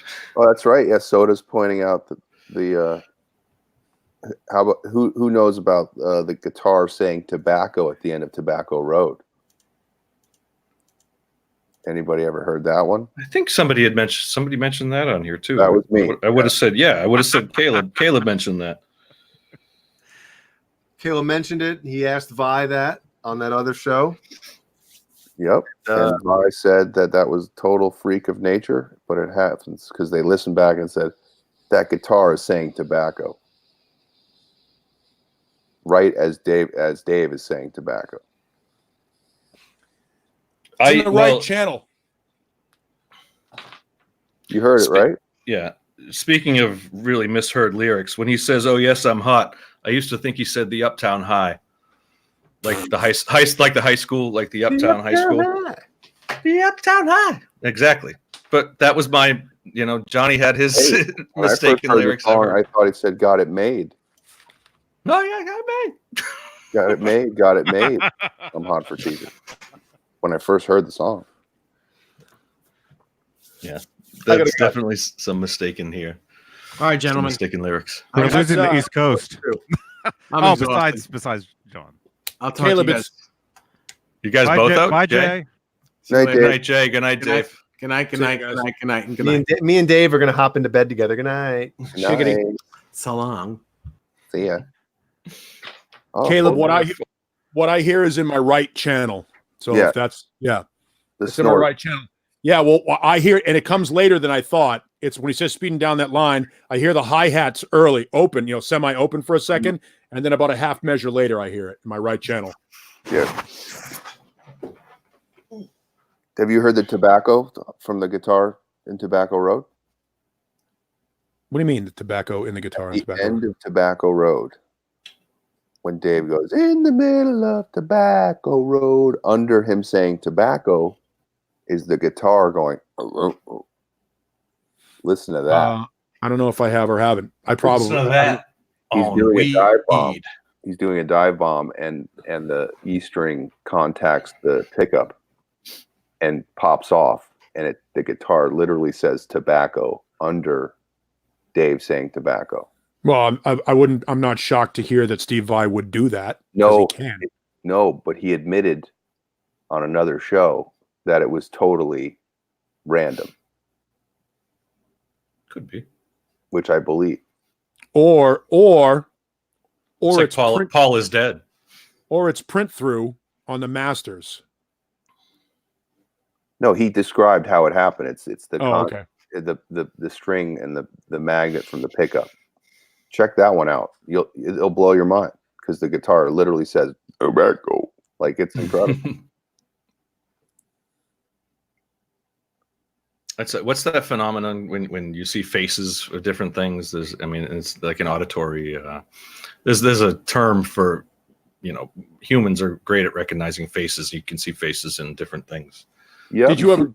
Danny 65 says it sounds like fucking fine to me. Yeah, it does. Fucking fine, man. He says, "Fucking fine, man." Yeah, fruitcake. I wish I knew. I thought it was Caleb who brought that up. Fruitcake's asking where in Montreal, but whenever I thought it was on maybe a Tuesday night or a Friday night show, and I looked it up right as someone had said it. Maybe it was I don't know, maybe Mancuda or somebody, but we'll have to find that.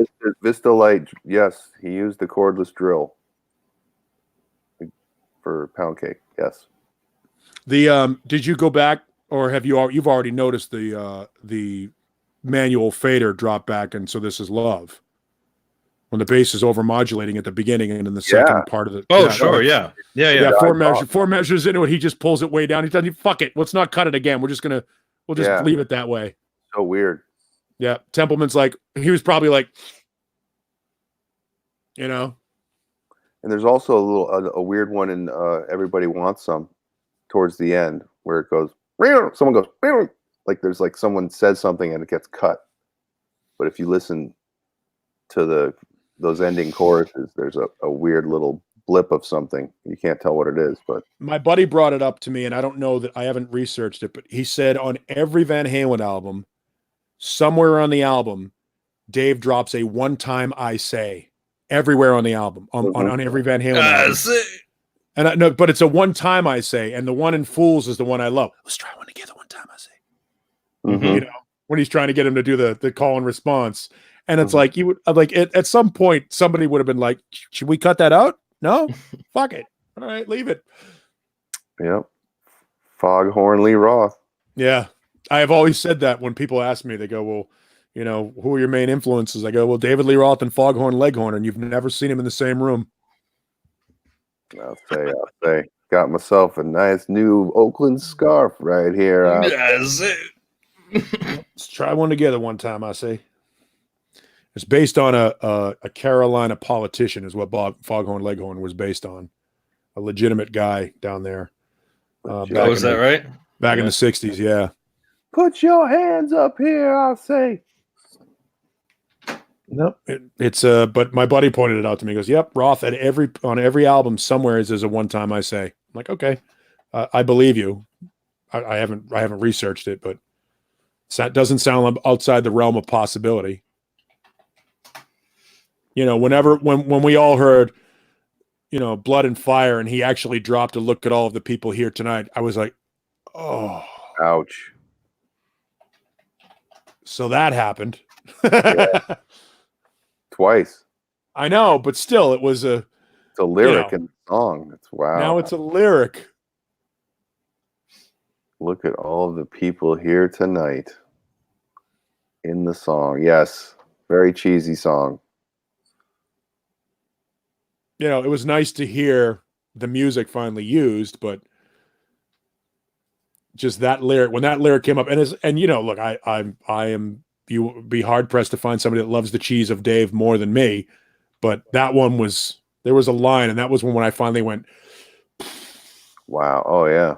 No, the funny thing about that piece of music is back in 87, or when the Ripley guitar came out. Mm-hmm. When did the Ripley guitar come out, Johnny? Debuted in 85. Okay. The Kramer one? The Kramer one did. Okay. The Kramer one did. But I think Steve might have been making them before. All right. Well, when they had it at the booth for the first time at the NAMM show, they had a stereo there that you could put headphones on and listen to a piece of music Eddie recorded with the Ripley. And that piece of music from the Wildlife soundtrack, mm-hmm. which turned into Blood of Fire, was in the headphones. So I always thought it was an extra from that piece of music, you know, from that moment when I heard it through those headphones at the NAMM show, and then like a year or two later, it came out on the Wildlife soundtrack, and then 30 plus years later, it comes out on Blood and Fire. So, was it the 85 NAMM? I want to say it was closer to 86, or I think it was 86. Because I think it was the 85 NAMM where they debuted that guitar, the Kramer version of that. Yeah, well, it makes sense because the picture has his short hair, and that's when he cut his hair, was at the end of 84. Mm-hmm. So it makes sense that it would be 85 would be the. Well, isn't the NAMM show early spring too? June. It's in January. Yeah, so that would be January 86. Yeah. Well, I've got the No, remember in January '86, his hair was long.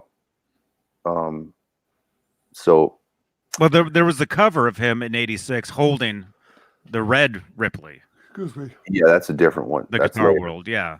But there's that one with the black one with the black and white lines crossed, and he's wearing the gray jumpsuit, and he's got a visor on. That's the one that I've got that same guitar. Yeah. Yeah, that's short hair. And it's also, go ahead. When we had Steve Ripley on, there was the interview he did. Not Steve Ripley, Rosen. When we had Stephen Rosen on, I asked Ripley to come on. He didn't want to come on. But and now you can't get him. Well, yeah, I asked him too. Because we were Facebook friends for a long time, and I asked him if we wanted to come on. This was really early on when we started doing these things, and he's like, no, he's like, I don't need to come on and talk about myself. He was a cool dude. Anyway, within the that Guitar World magazine, the one with Eddie on the front with the short hair. Here's the picture with the cello. This one I'm talking about. Yeah, that picture was taken late '84, so that guitar came out at NAMM in early '85. In '85, yeah, because in that magazine they have a NAMM section for NAMM '85, and that guitar is in that. That's exactly like the guitar that's for sale here with the maple neck. It's the exact same shade and everything. And I say for sale with the bunny quotes because we already know he's not going to sell the thing.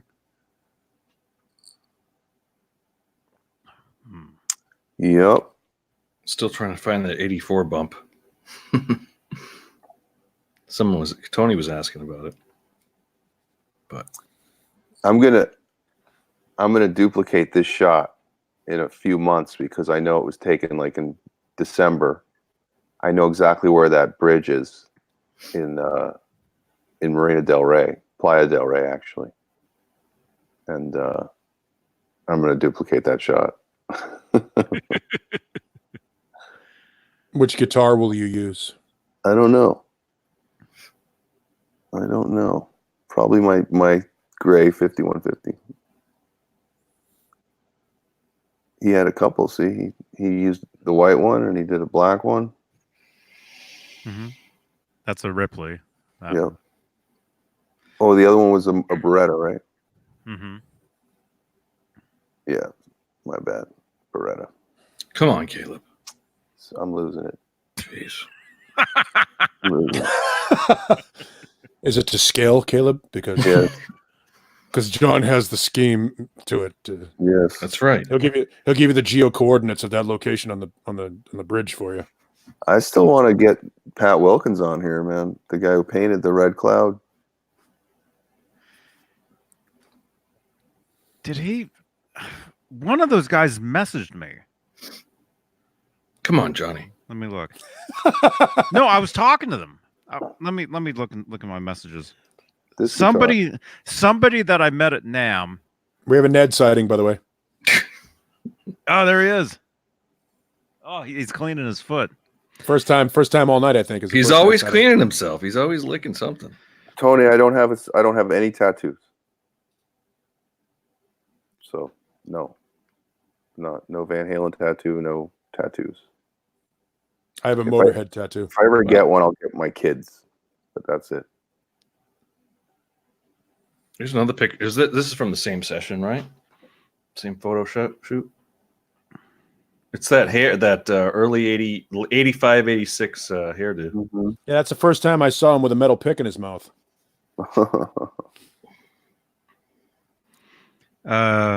Caleb, who are you talking about? Pat Wilkins? Yes, yeah. We were talking. Him and I were talking. Oh, and yeah, back in July, we were talking, and there's some energy out of Johnny Beane at 12:06 a.m. Yeah, right? All of a sudden. By the way, why are you talking after midnight? Yeah, I know. Well, because my neighbor's having a party, and so it's already super loud upstairs. My neighbors are having a party too. Or they did earlier. Okay, he's telling me that he wanted to do it. He wants to do it. He was asking me when we do these. Get him in here. And I told him when. I want to be on. Because he painted one of those for me. And the Chem Strat used to be a bowling ball finish. And I'll show you that guitar. So wait a minute, he painted one for you, and then you painted over it. Are you sure you want to let him know that?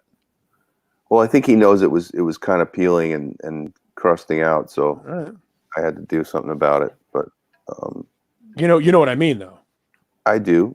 Yeah. I don't think he'd be insulted because I think he knows that those paint jobs, if kind of they separated from the wood, right? Because literally, it's like that thick of lacquer. It was just a lacquered beast. Let me show you though.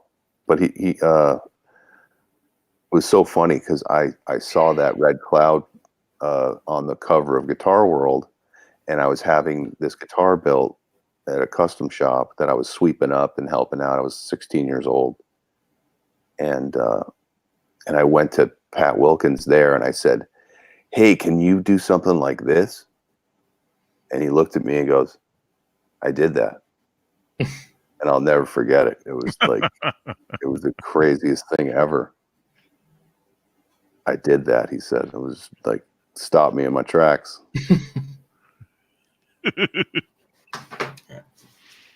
That's pretty early on, too, of like the whole getting custom painting and stuff like that. Now it's a whole big industry.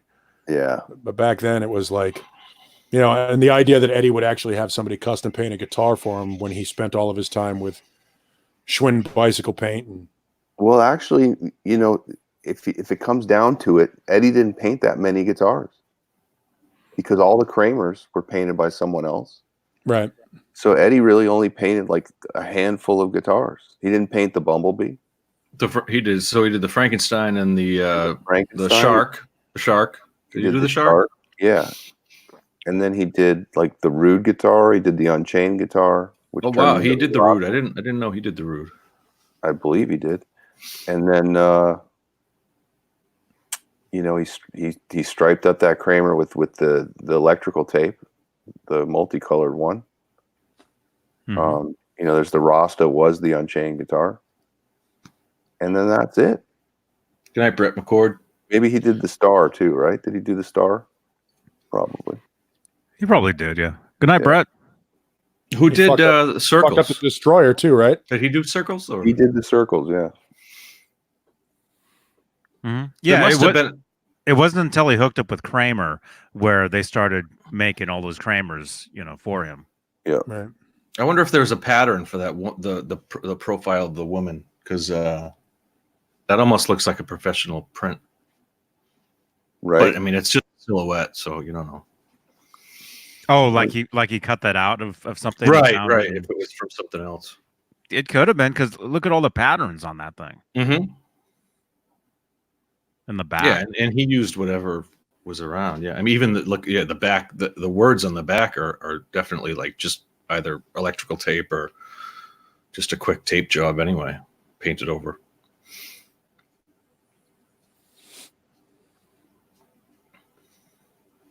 Thank you, Brett. All right, Donger needs food. I'm going to tap out. Oh my God, Paul's going out. Jesus. Oh, here it is. Here it is. 310. Well, there you go. Is that the cloud? What is that? That's the one he painted for me. Oh yeah. Okay. Oh yeah. Okay. Gotcha. Now I know. Come on, John. Jesus. Yeah. Come on. Yeah. I'm pretty much punch drunk right now, but okay. It's all good. I still got a little energy, but we get another 5 minutes if you're up for it. Yeah, let's do. Yeah, because I need some me time. Some me time. Cool. I can hang for 5 more, I guess.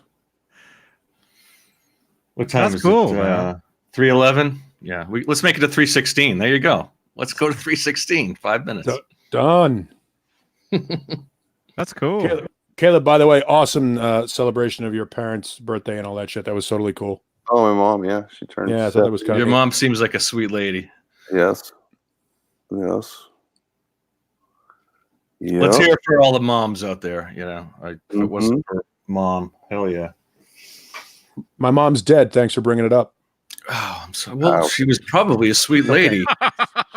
She was pretty awesome, but I love doing that to people when they're like, I love my father. I'm like, yeah, my father's dead. Thanks. Oh man. I'm not kidding. They're both dead, but it's still funny. Don't take offense to it. It's all good. Like the person that would laugh the most at that joke would be my mother. She'd be sitting there in a white beater with a Marlboro in her hand and a wine cooler and a Bartles and James wine cooler and just fucking laughing at that.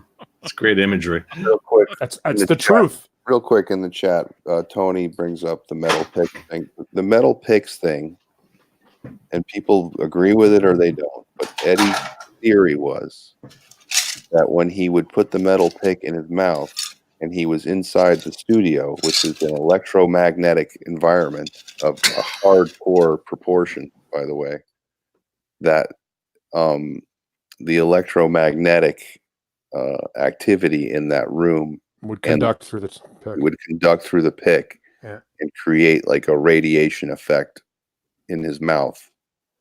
And that's why he believes he got tongue cancer.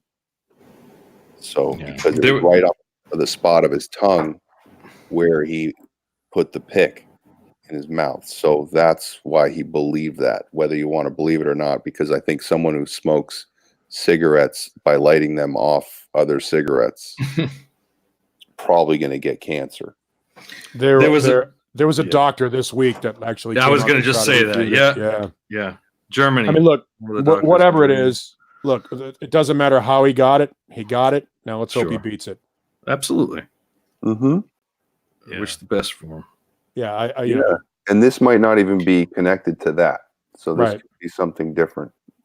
Might be most likely. So, when they tell us we all have cancer, by the way. Yeah, the cells are in your body, whether or not they act. Yeah, we have. Our body's winning, and that's why we don't have cancer. Mm-hmm. But we all have cancer in us right now. The cells, cancerous cells, I'm sure. Yeah. Same thing with like your appendix could or couldn't burst. I mean, it's the potential for everybody. It's not like you're born with that. It's the chemical balance in your body. Either it pops or it doesn't. Right. Tonsils. Who's had their tonsils out? Who hasn't? Right, exactly. Yeah. So doctor says I have a hernia waiting to come out. Oh, I had an umbilical hernia. It's the worst. Pushing your intestines back up in your belly. Yeah, that doesn't sound awesome. Good, man. I do have a metal pick. This is my metal pick. When you sneeze with an umbilical hernia, it blows like a bubble. JB. Well, Tony, the Rude guitar, I believe, was that thicker mahogany body that was like an extra inch or half inch thick. And 2 inches or something?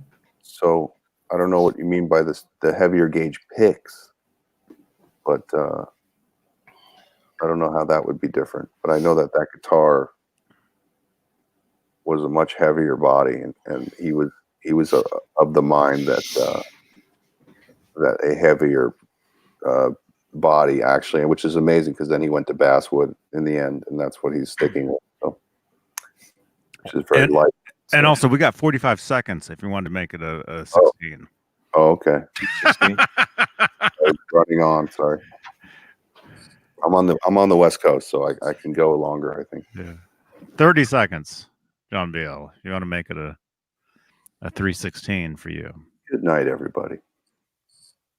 Thank you for having us again. We can stay on here and BS after we're done, which I have a feeling that's going to happen anyway. Yeah, let's BS a little. Okay. 10 seconds. Everybody subscribe to the channel. Leave a thumbs up. Tune in Tuesday, Friday, Saturday nights. Yes, John BL will have a mock-up of the 1982